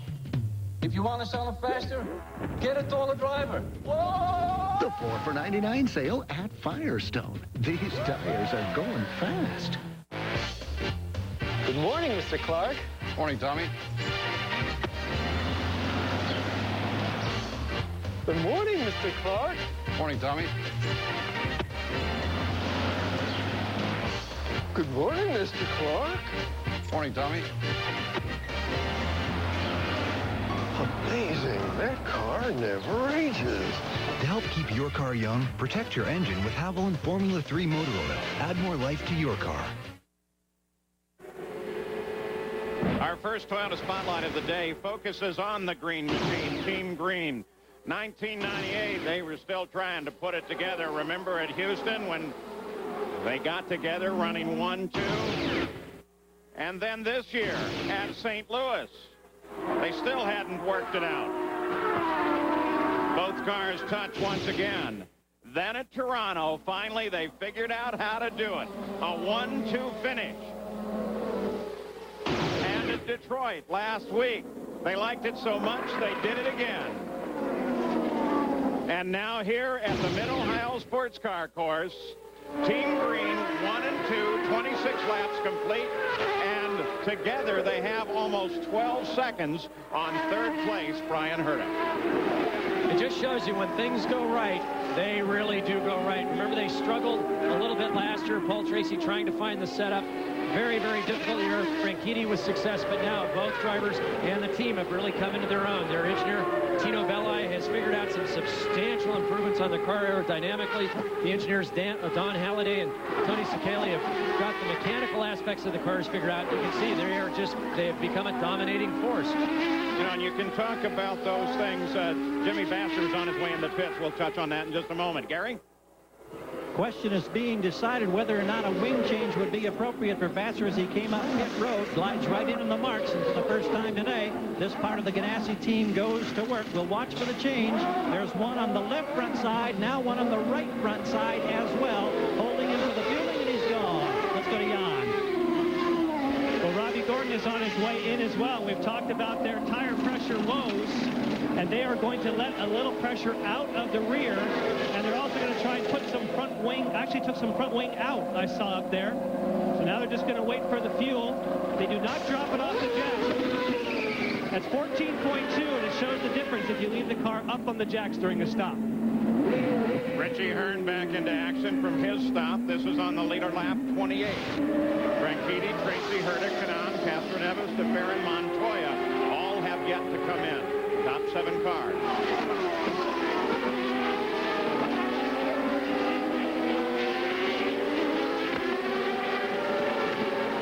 The only adjustments the crews can make during those pit stops, besides putting the fuel in, obviously, are wing changes, maybe a wicker change at the back, but that takes a long time, and the tire pressure changes.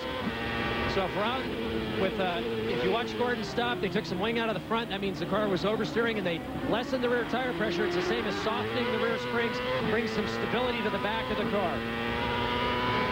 You ride with Montoya 7th. He chases Gil DeFerrin in 5th. While we watch this, remember that Montoya did ask for a little bit of wing, not much. And Parker, you were talking about Team Green and Tino Belli and the work that he's done, but with all of that work, it all ends up in the hands of the crew because they have been doing long hours manufacturing parts to constantly keep them on this car and keep testing all the things that they're drawing.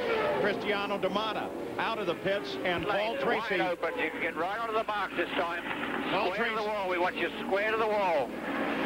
Paul Tracy and Gary Gerald's there. Square to the wall, They've right on the box, right on the answered the question now. Franchitti stayed out, so Tracy, first of the front runners in. We watch the time as we watch the crew from the back of the car. Watch Tony, watch Tony. Boy, listen to the revs go up. Go, mate, go. All clear. And a yacht. And Brian Herta just leaves as well. So Brian Herta, quick service. We'll see what happens as far as the positions at pit out. Tony Kanaan is not able to get it up to speed coming out. Could just be a gearbox problem. He hasn't gotten to his pit yet, Paul. He's just coming by the Tracy pit. Here comes the crew. I don't know if he ran out or not. Engine is still alive. Franchitti will be in on the next lap. Now the McDonald's crew tries to improve the drive through there for Tony Kanaan. Actually slowed on his way in. So far the stop is nominal. And Dario Franchitti Around Montoya's guy. moves in behind P.J. Jones and heads for his pit. Gary? Kim Green on the radio with Dario Franchitti, who leads the season championship points.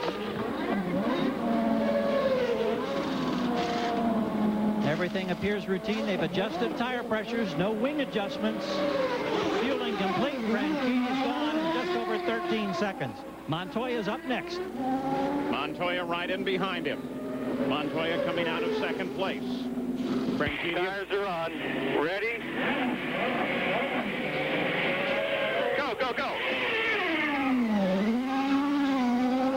Quick last-minute change to the right front wing. You wondered for a second whether or not they were going to do it and added it almost as an afterthought.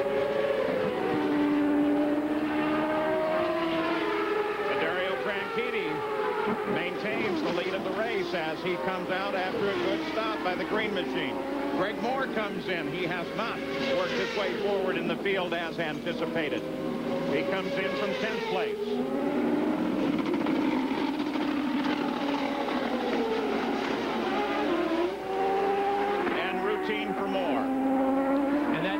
Freight's position is only as a result of the pit stops that have gone on. Once they sort out, he'll fall back to where he was before he came in. And Dario Franchitti, we've seen it so often in the past, be able to go so quickly and still be very, very good on fuel mileage. We saw that also of Montoya. Oh, big twitch coming onto the pit straightaway there. And notice how the interval is closed up on those stops between Franchitti and Tracy. Tracy's crew obviously able to do a very, very quick pit stop. Tracy turning the race's quickest lap so far. Now obviously wants to get back up behind Dario and try to make a pass for the lead if it's possible during the center section of this race. Well, with all of that, we've, of course, kept track of everybody. Back in third place, you should see him coming over the rise in about, well, there he is. Roberto Moreno now sits in third, but he has not been into the Newman-Haas pits. Remember that the Newman-Haas cars have a tendency to be able to go a bit further on fuel, Jan. And Paul, the Moreno crew has already rolled out the tires, but you're right. What a great run for Roberto Moreno to be able to take it this far on fuel. Of course, we have to be careful because this far may not be all the way to the pits if he is running very shallow on fuel. You can get it down to the last couple of ounces, but when it shuts off, there's no warning at all. Only a few years ago, the car would burble, give you some fuel pressure warnings, but now the teams have it figured out to such an exact science that when it uses those last few ounces of fuel, the motor just stops, and he's pitting. Roberto Moreno turns onto the pit road. There is a climb at first to come up the hill. Jan? Yes, and of course he has to maintain 50 miles an hour until he gets here. And you would assume that this pit stop might take a little bit longer because we know for sure has used all the fuel in this car. No wing changes. Just waiting for the fuel.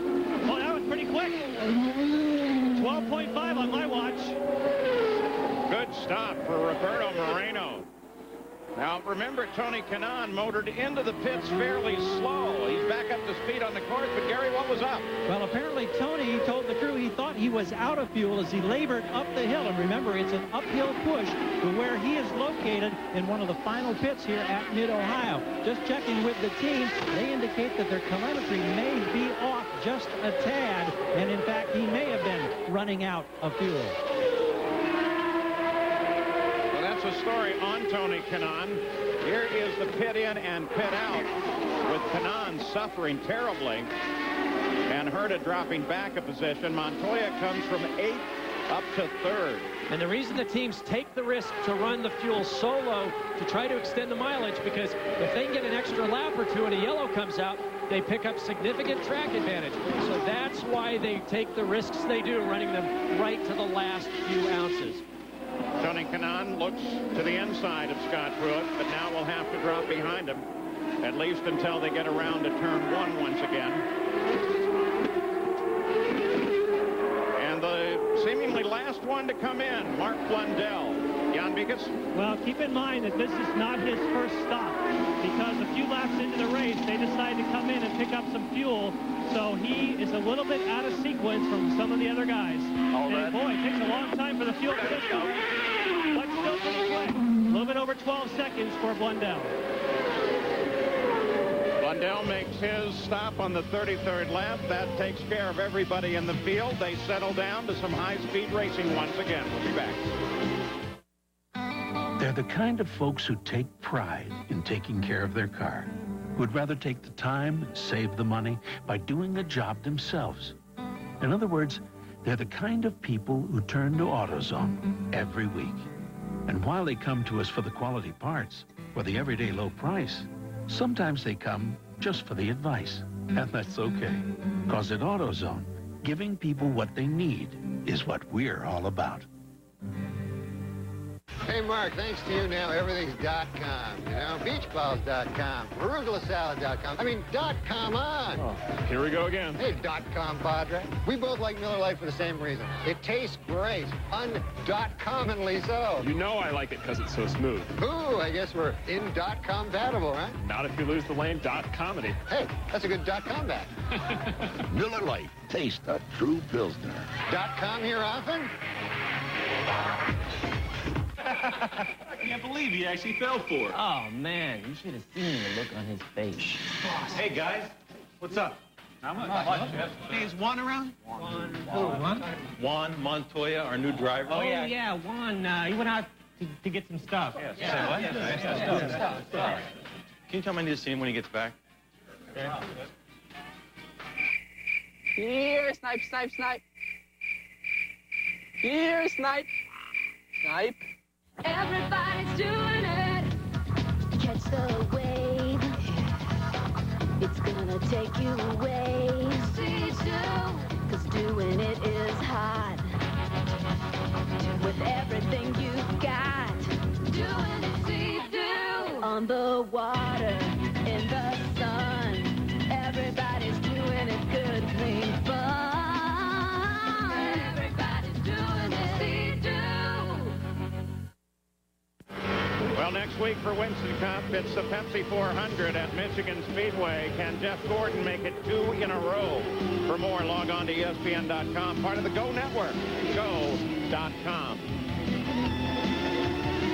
No changes while we've been away. Franchitti, Tracy, Montoya. The great stop has been able to move up into third place. We mentioned that. Other than that, there are no real changes in the field, though there are probably some disappointments. Roberto Moreno, with his late stop, dropped down into 10th position, but Greg Moore and Mark Blundell have really not been able to move forward nearly as much as we would have thought. Moore is 17th, and Blundell is 22nd. Yeah, big surprise there, Paul. I thought that they would have come up through the field a little bit quicker. Mark Blundell, with his sense of humor, said, hey, look, I'm more aerodynamic than I used to be after I crushed that vertebra. I sit lower in the car. I've got an advantage here. And I am pleasantly surprised at the toughness of Mark Blundell. Being the most physical course, he's only had another race back at Detroit, and he's been tough all weekend here, but yet he hasn't moved up the way we thought, and that is a surprise. Mark Blundell started in the back because on the post-qualifying inspection on the Friday qualifying, which was the only one that mattered, they were found in violation of the 2-inch clearance rule, and so his time was disallowed. He would have started in third place had that not happened. Leader is trying to work on the back of the field now. That's Garcia in his new ride. Now the other big move, and the one that we mentioned, is Montoya. Sits in third place with a great move forward, Gary. Yes, indeed. I was also going to reference that situation relating to Franchitti coming up behind Garcia, because there had been lobbying going on here amongst Ken Green and the Team Cool Green guys with kart officials about the fact that they felt their progress was being impeded. As for Montoya, he has been very frustrated all weekend long. He came here to test early in the season, had 2 days. By the end of the second day, he said the car was brilliant after they struggled. But then they didn't participate in the open test right after the U.S. 500. Firestone changed compounds and construction on the tire they brought to Mid-Ohio. Juan thought that maybe that was a contributing factor to his frustration on Friday. Yesterday, a washout, of course, because of the rain. Morning warm-up, he was still frustrated. I think he's got to be smiling now after that terrific pit stop. And Chip Ganassi doing some cheerleading, telling him he's doing a terrific job and that he is gaining on the leaders in those green and white cars. And Paul, in the last 5 laps, he's picked up 5 seconds on Dario. He's dropped the interval from 16 seconds, now almost down into the 11-second range. An amazing run here. I think he's no longer frustrated, only the fact that he still has 11 seconds to go to get to Dario Franchitti. But remember, he's got to get past the back markers and Paul Tracy first. And just watch his hands as he throws the car all over the track here. He has just incredible car control. Update on Brian Hurdy, Jan. We talked to you about the fact that he was loose in the first stint, and they did not make any wing changes, but they did make some changes in regards to the tire pressure. They lowered the tire pressure. He now has a car that handles better, but of course they lost that spot on pit road. We're going to take you back and put you on board with Tony Kanaan. That's P.J. Jones just ahead of him, and this is a fight for position. As he moves to the inside position, holds it, and Tony Kanaan gets past P.J. Jones. He set him up perfectly. He got a good run coming out of the keyhole, pulled up in the draft going through the kink, and outbraked him perfectly down the inside of turn number 5. Textbook passing at Mid-Ohio. You ever remember with that very long stop that they had, this pass actually put Kanaan only in 18th, when previous to the stops he was up there contending with the leaders.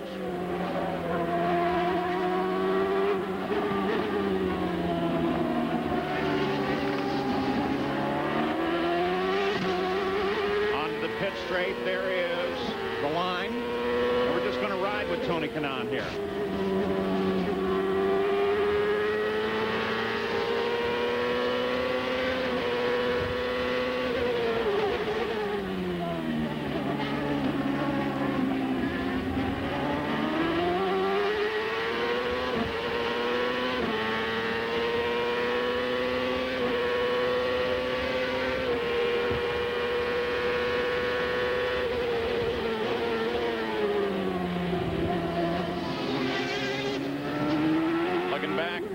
Magnussen's car. That's Greg Moore. Moore is currently 17th. After Kanaan got around Pruitt, or got around Jones, by the way, Jones ran off and back on, but he lost one position to Scott Pruitt, dropping to 20th. Pruitt up to 19th.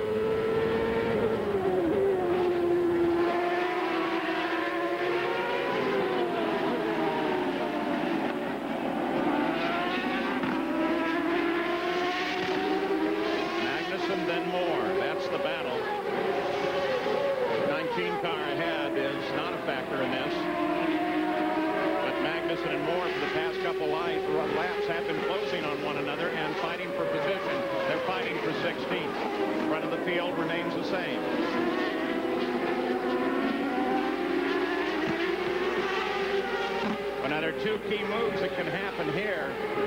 Can Magnussen get out and around Jourdain Jr. and then can Moore follow him, and can Moore take advantage of it? And can Kanaan? Who wouldn't have thought that Kanaan could get in there, but he certainly took the opportunity when Jourdain moved over. Well, Jourdain obviously just lifted early, got on the brakes a little sooner to allow them to come through. He knows that he's out of contention for the race now. It's a good bit of heads-up driving by Michel Jourdain Jr. there. It's not a full closure yet, but we are keeping track on it.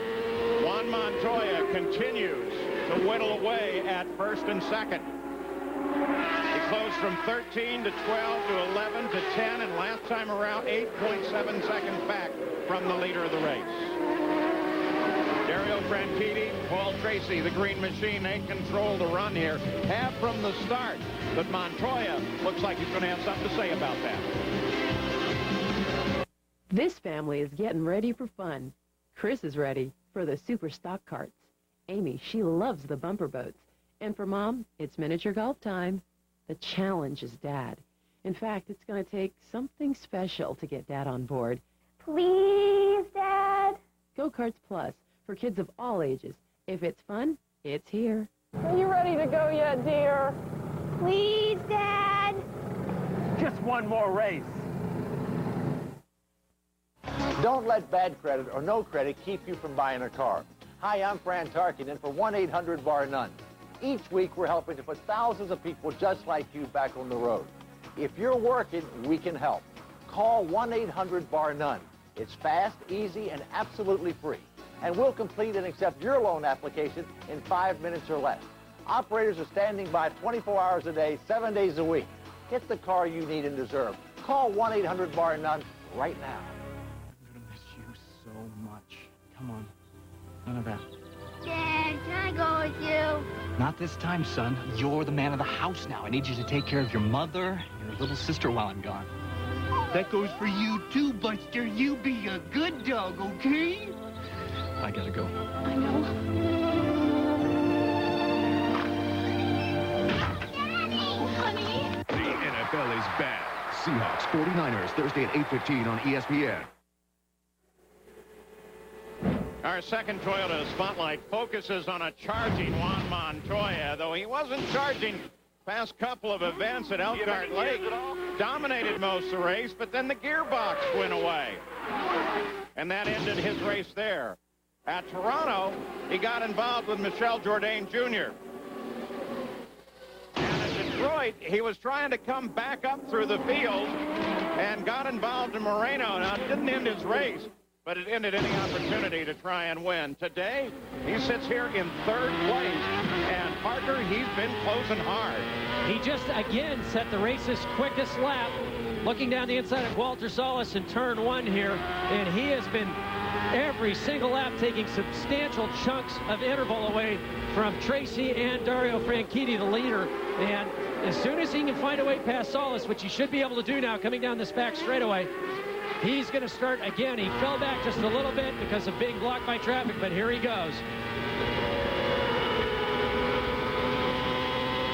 185, 190 miles an hour coming down into turn 5. So slowed for a second as he tries to get around Salas. Now he resumes his pursuit. We're going to drop back behind Montoya. Brian Hurta, Jimmy Vasser. This is the fight for 4th.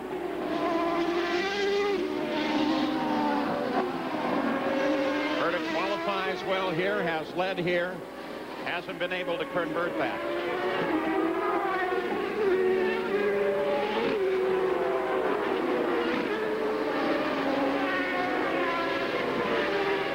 There now, Elio Castro Neves comes into the fight, currently 6th. The Ohio State Electric Race Car team gave him a lucky Buckeye, and he's hoping that maybe that will help him today. Some of his other salesmen have not been so lucky, though he's had some pretty good runs this year. Now that team supports 2 cars.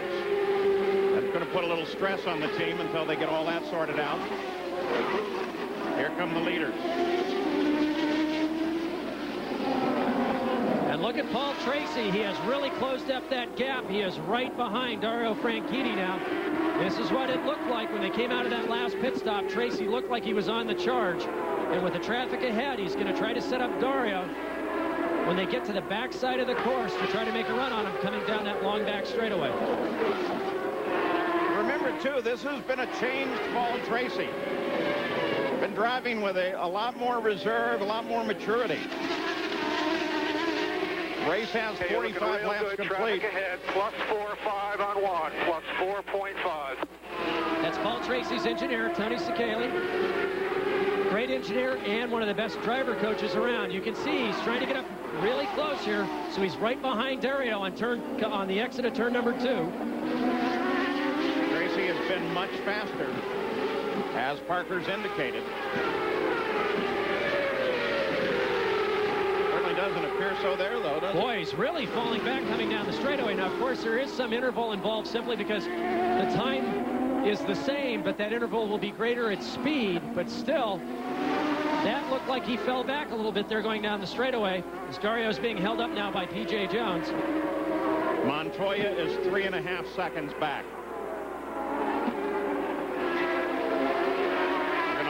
From above, here's the Honda Helicam, P.J. Jones and Adrian Fernandez's car, then Franchitti, then Tracy.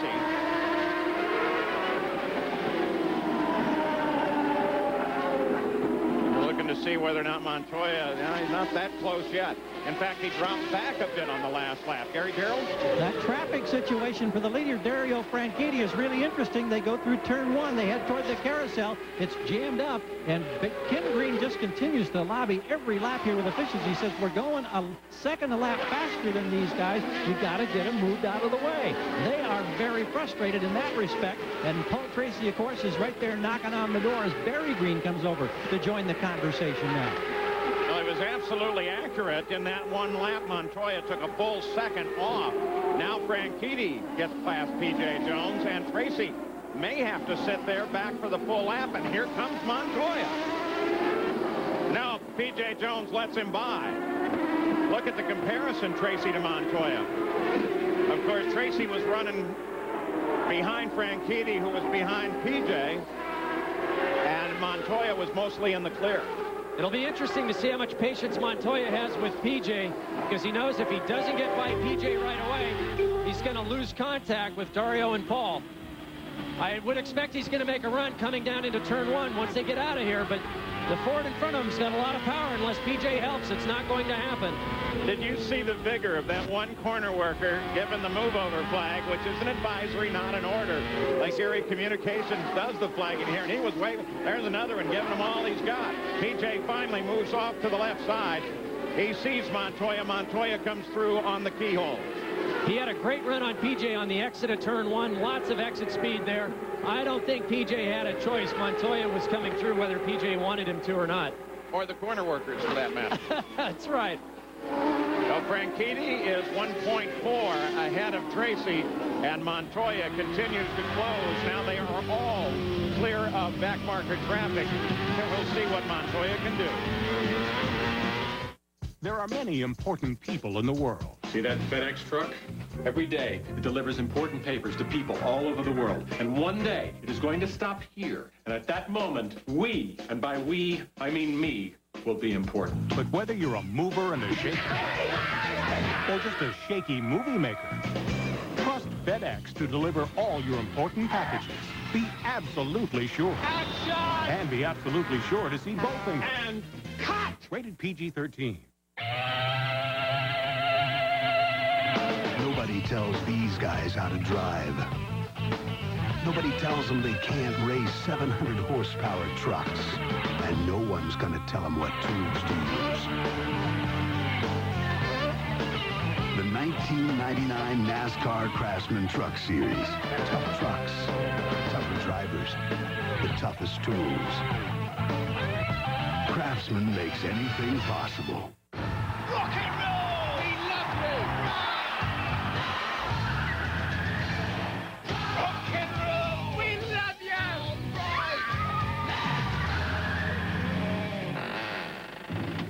Rock and roll! We love you! To keep your car rocking, protect your engine with Haviland Formula 3 motor oil. Add more life to your car. Get a free fender cover with case purchase of Haviland Formula 3 motor oil. See store for details. So I'm on ESPN.com checking out my sports fantasy leagues. I'll go in a chat room and I'll meet people. People do trash talk in the chat room. I told somebody I was from Boston and they started in with Buckner this and Buckner that. I just wanted to say, hey, you know, those who have not committed errors, you throw the first stones, okay? If not, leave the man alone and leave me alone and let it go. Let it go. The series sponsor, FedEx Fast Track site at these racetracks, is a mobile shipping center. It helps the team send and receive packages while they're on the remote locations. Now, Team Gordon used the Fast Track to have some critical parts delivered, and that helped get Robbie back on the track and into the action and into the competition. So that's how the series sponsor is also helping the teams at the event site. And Robbie Gordon at this point is running in 12th place. Franchitti is the leader. No change in the order. Montoya is now 2.4 back from second place, Paul Tracy. Hearn is right behind Gordon. And we go back to the front of the field.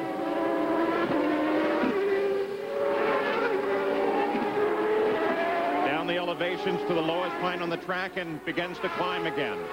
Montoya's right there. Dario's turned up the wick. He's been able to pull the interval on Paul, but Montoya looks like he's closing a little bit now on Tracy. So I think it's one of those situations where Dario knows he needs to give himself some breathing room, because if he catches traffic again, he can't afford to have his teammate and Montoya right behind him. He needs a little bit of room to work so that he can get around that back marker and then hopefully put some distance between himself and Paul and Juan. Pretty evenly spaced as they came off of turn one. Through the keyhole again, the long straight. Franchitti under no challenge. And for that matter, Paul Tracy will not be under challenge again at this critical passing area this lap around. So, third in points, Michael Andretti, currently sitting back in 9th place. Been pretty quiet most of the weekend. This is the keyhole, turn number 2 on the track. The driver's through here, second gear, about 70 miles an hour. Leads onto this long back straightaway. 6th gear here, speeds approaching 190 miles an hour, 195 on the draft. Down to 3rd gear through turn 5. Uphill through turn number 6. Accelerating up to 120 miles an hour in these short chutes, down to 70, 75 miles an hour in the corners. Very difficult section here. Blind flat out in 4th gear over the top of this rise. A lot of the drivers will go down to 3rd gear over the top of turn number 10. Forward flexibility allows them to remain in that higher gear. 165 miles an hour, then down on the brakes, 115 miles an hour through here. 135, right back down to 70 miles an hour. This long sweeping right-hand carousel corner, a small dip down onto the pit straight. They reach 170 miles an hour down into turn 1, just tap the brakes. A lot of the drivers downshifting here as well. And back up to the keyhole again. You can see the drivers are always very, very busy. Little time to rest here at Mid-Ohio. Michael Andretti challenging no one, challenged by no one. He sits in 9th. Franchitti at the front. The last 2 times that a driver has led every lap of a race was Toronto last month and Houston last year. And both times the driver was Dario Franchitti. But Montoya, this may be the lap. Onto the pit straight, turn 1 ahead. Montoya, if he can get closed in when they come off of the keyhole, he just might be able to get alongside of Paul Tracy. Montoya once again very good on the exit of turn number 1. He's been catching Paul 2/3 of a second a lap. Sort of stabilized right here. I think he's having a little problems. The aerodynamics getting close enough to actually make a move. But both he and Paul have now caught up to Dario. They were both a couple of tenths quicker on that last lap. And though he tries to close once again, it's not going to happen there. But he's gained just a few more feet, which is what he's been doing every lap on Paul Tracy. Perhaps the next time around will be it. We'll be back with more from the Miller Lite 200. Get up, get down. Hang tight, hang loose. Out there in the sun. You know that little voice in your head makes you feel guilty for having too much of a good thing? Yeah, we don't either.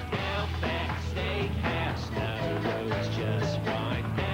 Outback Steakhouse. No rules, just right.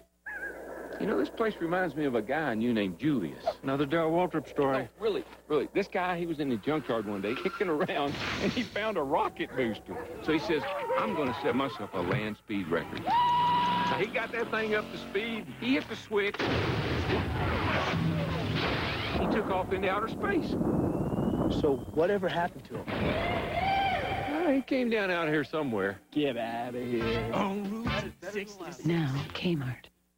I've reached top speeds on Firestone racing tires. So they asked me, Ari, how can we make our street tires move faster?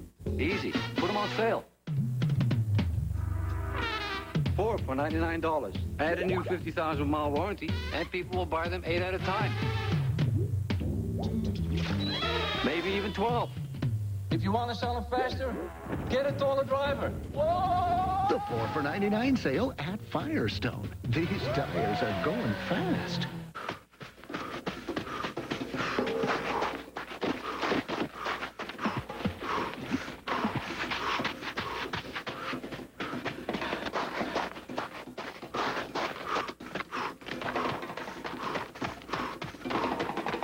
Out here, you don't worry about running out of gas.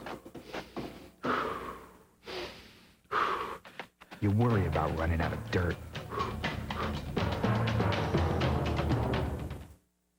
Back the Miller Lite 200, the Mid-Ohio Sports Car Course. Montoya has not been able to get by Tracy. Now they come for the keyhole again. This time he's even closer, but look on Tracy relative to Dario Franchitti. First, second, and third are right there. As Montoya's pushed Tracy, Tracy's now pushing Dario. It looks to me, Paul, like Paul Tracy's car is just a little bit slower going down the straightaway than either Dario or Montoya. Maybe a little different setup on aero package or just the way they're coming off the keyhole corner. But it looks like he's losing a little bit of ground. But Paul very, very quick back in this madness section of the track. Very soon we're likely to see some major changes because we're approaching the 55th lap. And there's the very real possibility that both of the Green Machine cars, Tracy and Franchitti, will be in at the end of this lap. Also, Jimmy Vasser was expected in. The teams now began to lay their equipment out in the pit area. So Franchitti off. Tracy stays out. Montoya keeps the pursuit going. Franchitti to come all the way down to the end of the pits, and Gary Gerald's right there. This is where races are obviously won and lost when it's tough to pass on the course. You'll be fine. This is a couple of laps earlier than we might have thought based on the first stop. Little problem momentarily on the right front. Got it. No wing changes. Ranchini's rolling. And here comes Montoya as he works on Tracy. Tracy on the inside line down, but he can't hold the position. Will Tracy be in a good position to keep it and come back? No, he can't. Montoya moves into the lead, but both of these cars are due in any moment now. Jimmy Vasser did come into the pits. Routine stop for Vasser.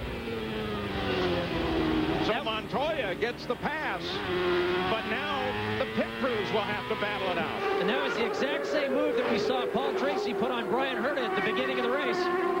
One car off. Al Unser Jr. Al Unser Jr. through the gravel pit and up against the tires. Boy, kicked up a lot of dust. And Robbie Gordon is in the pits, and he just came in, and Gordon's out. Still yellow only in that one spot of the race course. Montoya and Tracy both continued on. Still local yellow only.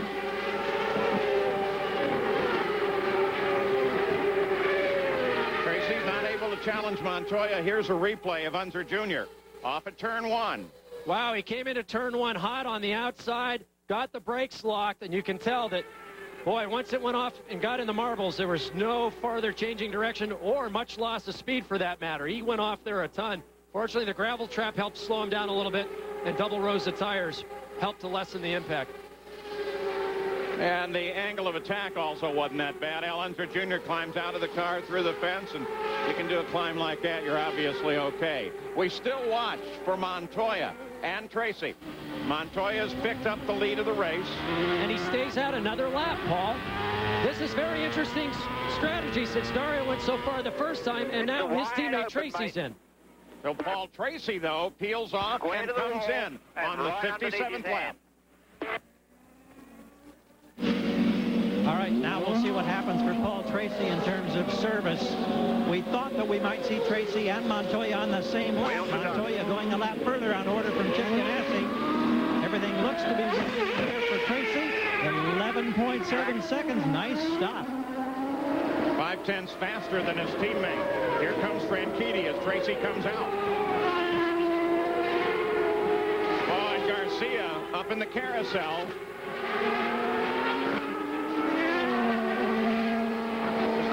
Spin there, and if he can get restarted and get going, this too should be only a local yellow. And again, the carousel not really a critical passing area. Montoya, the focus now, 57 laps complete, should be in. And there he goes. He's onto the pit road, climbs the hill up the pits. His pit again is way down at the other end. Slows to 50. Yeah, nothing fancy. And he roars toward Gary Gerald. Foot up. You hear Chip Ganassi in the background. Remember, he's saying nothing fancy. They got to keep this young, energetic rookie calm down. Boy, is he a terror on the racetrack. Remember, he gained 5 spots on his first pit stop. Go, go, go! 12.5 seconds. He's out of here. And here comes the green machine.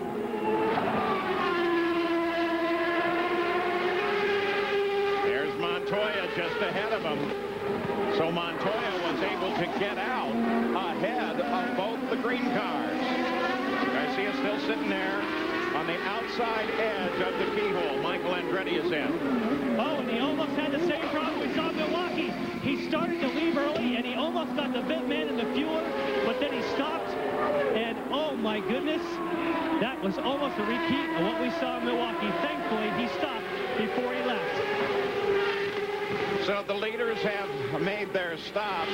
We still have one car sitting off on the edge at the keyhole, and the yellow flag also flies in turn 1. Hey, Daisy, I ever tell you I did some modeling before I got on TV, much like yourself? Really? Where? Department store underwear ads, mainly. Hey, Would you like to join me and my friends while we go try on some new thongs? Yeah. You know, we models drink Miller Lite because it's so smooth. But you know, I drink Miller Lite because it tastes great. See, I knew it. You're no model. Well, I am wearing a thong. Backwards, I think. Miller Lite. Taste a true Pilsner. You want to see? There are many important people in the world. See that FedEx truck? Every day, it delivers important papers to people all over the world. And one day, it is going to stop here. And at that moment, we, and by we, I mean me, will be important. But whether you're a mover and a shaker, or just a shaky movie maker, trust FedEx to deliver all your important packages. Be absolutely sure. Action! And be absolutely sure to see both things. And cut! Rated PG-13. No multi-million-dollar contracts. No victory laps. Not even a winner's circle. But if you think these weekend warriors who run the SCORE Desert Championship Series take anything for granted, think again. Which is exactly why they run with the Duralast battery from AutoZone. A battery so tough, so dependable, we back it with a 2-year free replacement guarantee. The next time you hit the road, don't settle for anything less. Growing up in Brazil, I always wanted to be a race car driver. Every day after school, I would pretend to be a champion. I loved the speed. Then, one time, I thought it was all over. Que é isso, Tony? Ficou maluco? Desculpa, pai. Vou arranjar uma coisa mais segura pra você. But it was just the beginning. With this, guys, I know I'll be okay.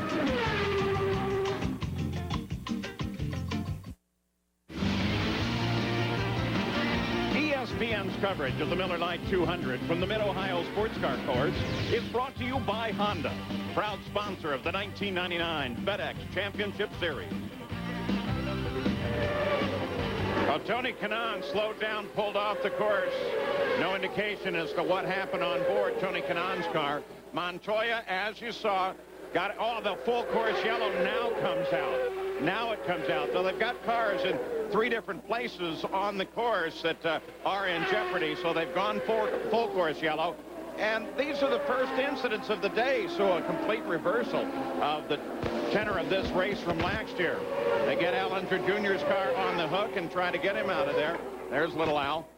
And they'll also try and get Garcia's car off of the keyhole and get Tony Kanaan out of the way as well. Kanaan is safely out of his car. So there's Garcia. Montoya was able to take the lead of the race just before his pit stop. With a 12-second stop, maintain the lead of the race. As they came out of the pit, Paul Tracy was able to move around Dario Franchitti and into second place. So there they are, 1, 2, and 3. Montoya, Tracy, Franchitti. That's Scott Pruitt behind, but he's actually a lap off the lead of the race. We'll be back.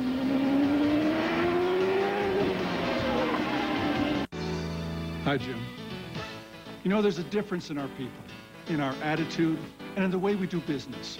Because at Hall, our sales staff works on salary, not commission, so there's no pressure. That means you get what you want at Hall, not what the salesperson wants. Now, that's hassle-free. And with Hall's everyday low prices, you don't have to wait for a sale. So you can get what you want today. That's just one more reason why you really do get it all at Hall.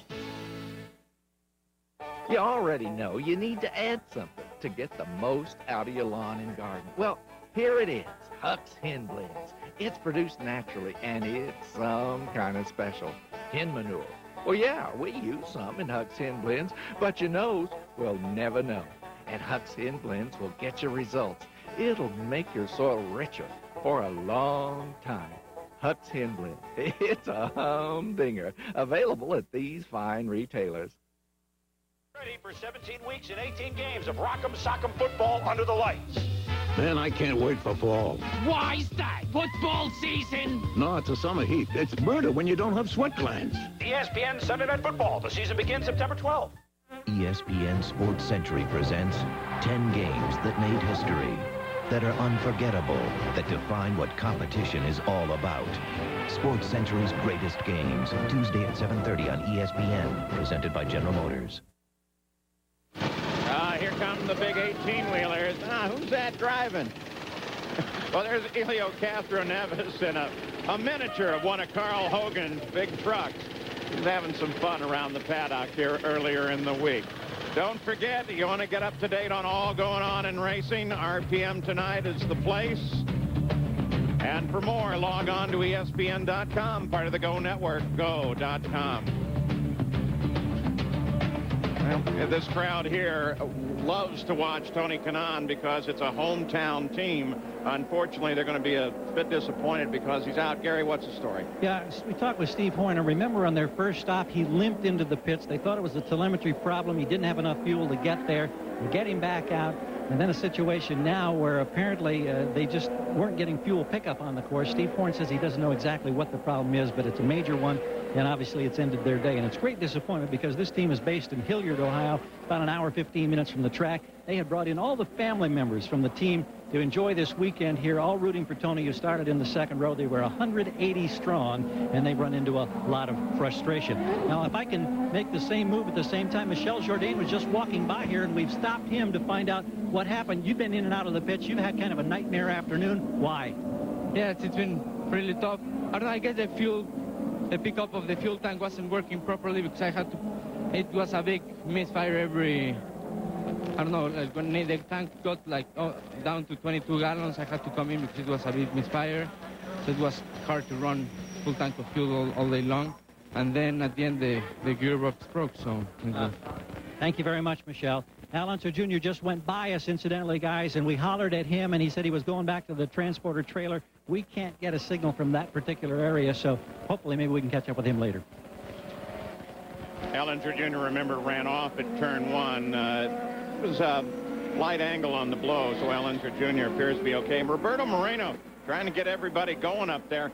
He ran 58 miles an hour coming out of the pits on his last stop. And as a result of that 58, 8 over the limit, he's going to get assessed a penalty. I think he's trying to get everybody past him. Now, Tony Kanaan also out of the race. Jan Beekes. Yes, another one of the hometown heroes. I know you want to run well here. What, is fuel related, I understand? Yeah. Well, we don't know what happened. And before the first pit stop, we ran out of fuel. And before the second one, one lap before the second one, we still ran out of fuel again. So it's something with the fuel pickup. I don't believe our guys made a mistake. I think it's something wrong with the fuel tank. So it's a tough luck. I was running pretty good, top 4 all day. So it's tough. Let's go to Chicago and do it again like probably what we did in Michigan. Thanks. Thank you. Now, the Kart FedEx Championship Series races next Sunday at the new track in Chicago. Coverage on ABC. Well, Juan Montoya is still out in front under the full course yellow, followed by Tracy and Franchitti. Chris Carnegie's works for Kanaan, but he's also a juggler. And there's some pretty serious juggling on some of those pit stops, don't you? I think you should be wearing some Nomex, Paul. We'll be back with more from the Miller Lite 200. Good morning, Mr. Clark. Morning, Tommy. Good morning, Mr. Clark. Morning, Tommy. Good morning, Mr. Clark. Morning, Tommy. Amazing. That car never ages. To help keep your car young, protect your engine with Haviland Formula 3 motor oil. Add more life to your car.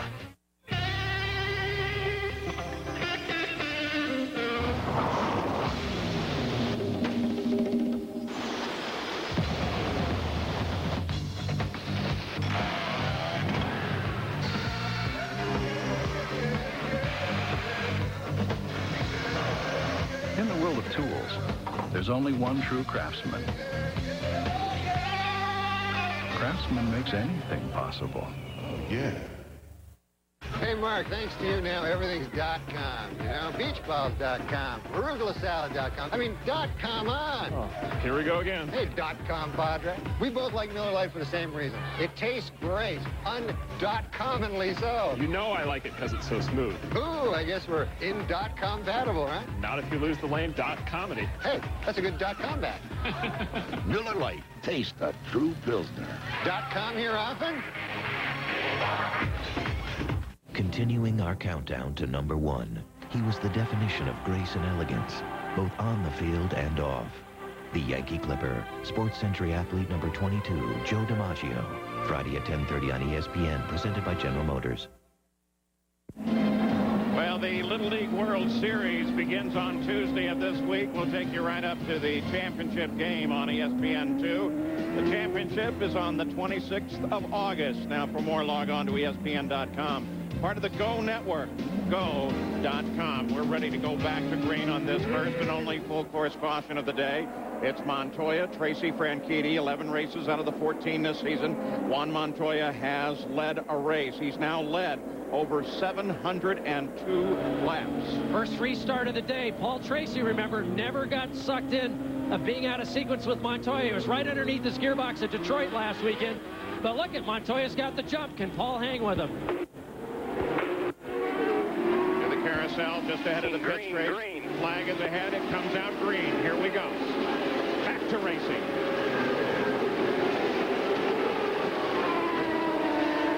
Montoya, Tracy Franchitti right through the first turn. Herta Vassar Pappas next in line. Montoya stretches it out into the keyhole. Herta goes under Pruitt, not for position. It's Vassar that's chasing Herta. Vassar tries to get around Pruitt. He'll do so down at the bottom of the hill. Brian Herta sits in 4th place. Hometown crowd for Herta, Bobby Rahall's team. Jan? Well, it's also Bobby Rahall's team, and he's also on the radio with Brian Herta, and he was coaching him every step of the way on that restart. He had one of his crew watching to see if the pace car came in. He was watching the monitor and was coaching him all the way. Okay, these guys are getting ready. Come on, Brian. So he's enjoying now being able to coach from the other side of the fence. And Rahall's other car is the one you ride with. It's Brian Herta, or Max Pappas. You can see on his helmet, he now has a website. Good stop for the Rahall team, though. Pappas moved from 8th to 6th on the stops. Back up at the front again. Montoya, Tracy Franchitti. Remember, Franchitti is a little bit faster in the early stint of laps. So there may be some decision-making going on over at Team Green on how they're going to handle these final laps of the race. 66 complete and 17 to go. Well, we've also learned something about Juan Montoya this weekend. We know that he's blindingly fast. We know that he's great on restarts. But now we've learned he's also able to extend fuel mileage as well, if not better, than anybody else in the paddock. A lot of people have said Montoya's speed comes from being extremely smooth. In fact, he's exactly the opposite. He's working the wheel all the time, the throttle, much like Ayrton Senna, dancing the car on the ragged edge all the time. Almost exactly the opposite style of Dario Franchitti, who is silky smooth. And right now, the championship is coming down between those two. Will there be Team Green orders to try to get Dario in front of Paul if Dario can't do it on his own to protect the championship lead? Montoya was fastest on the last lap by a full 2 miles an hour. Gary Gerald, what's Team Green got planned to try and deal with this? Well, I think we can answer Parker's question. There may, in fact, well be team orders. We talked with Barry Green and said, what's the challenge right now? And he says, well, it's Paul's job to go after and to get Montoya. But they've warned Paul that Franchitti is right behind him. He says if Montoya starts to pull it out and if Paul can't catch him, then we may end up swapping the positions, trying to get another precious point or two for Franchitti. Robbie Gordon passed Mauricio Guzman on the lead start, moved into 11th place. Here comes the rest of the field. Well, look at this with Moore, Guzman, Gordon. Moore gets around Guzman, comes in behind Gordon. We were just talking about Gordon getting around. Oh, that's a 11th, 12th, 13th right now. Richie Hearn in there in the Bud car just behind him.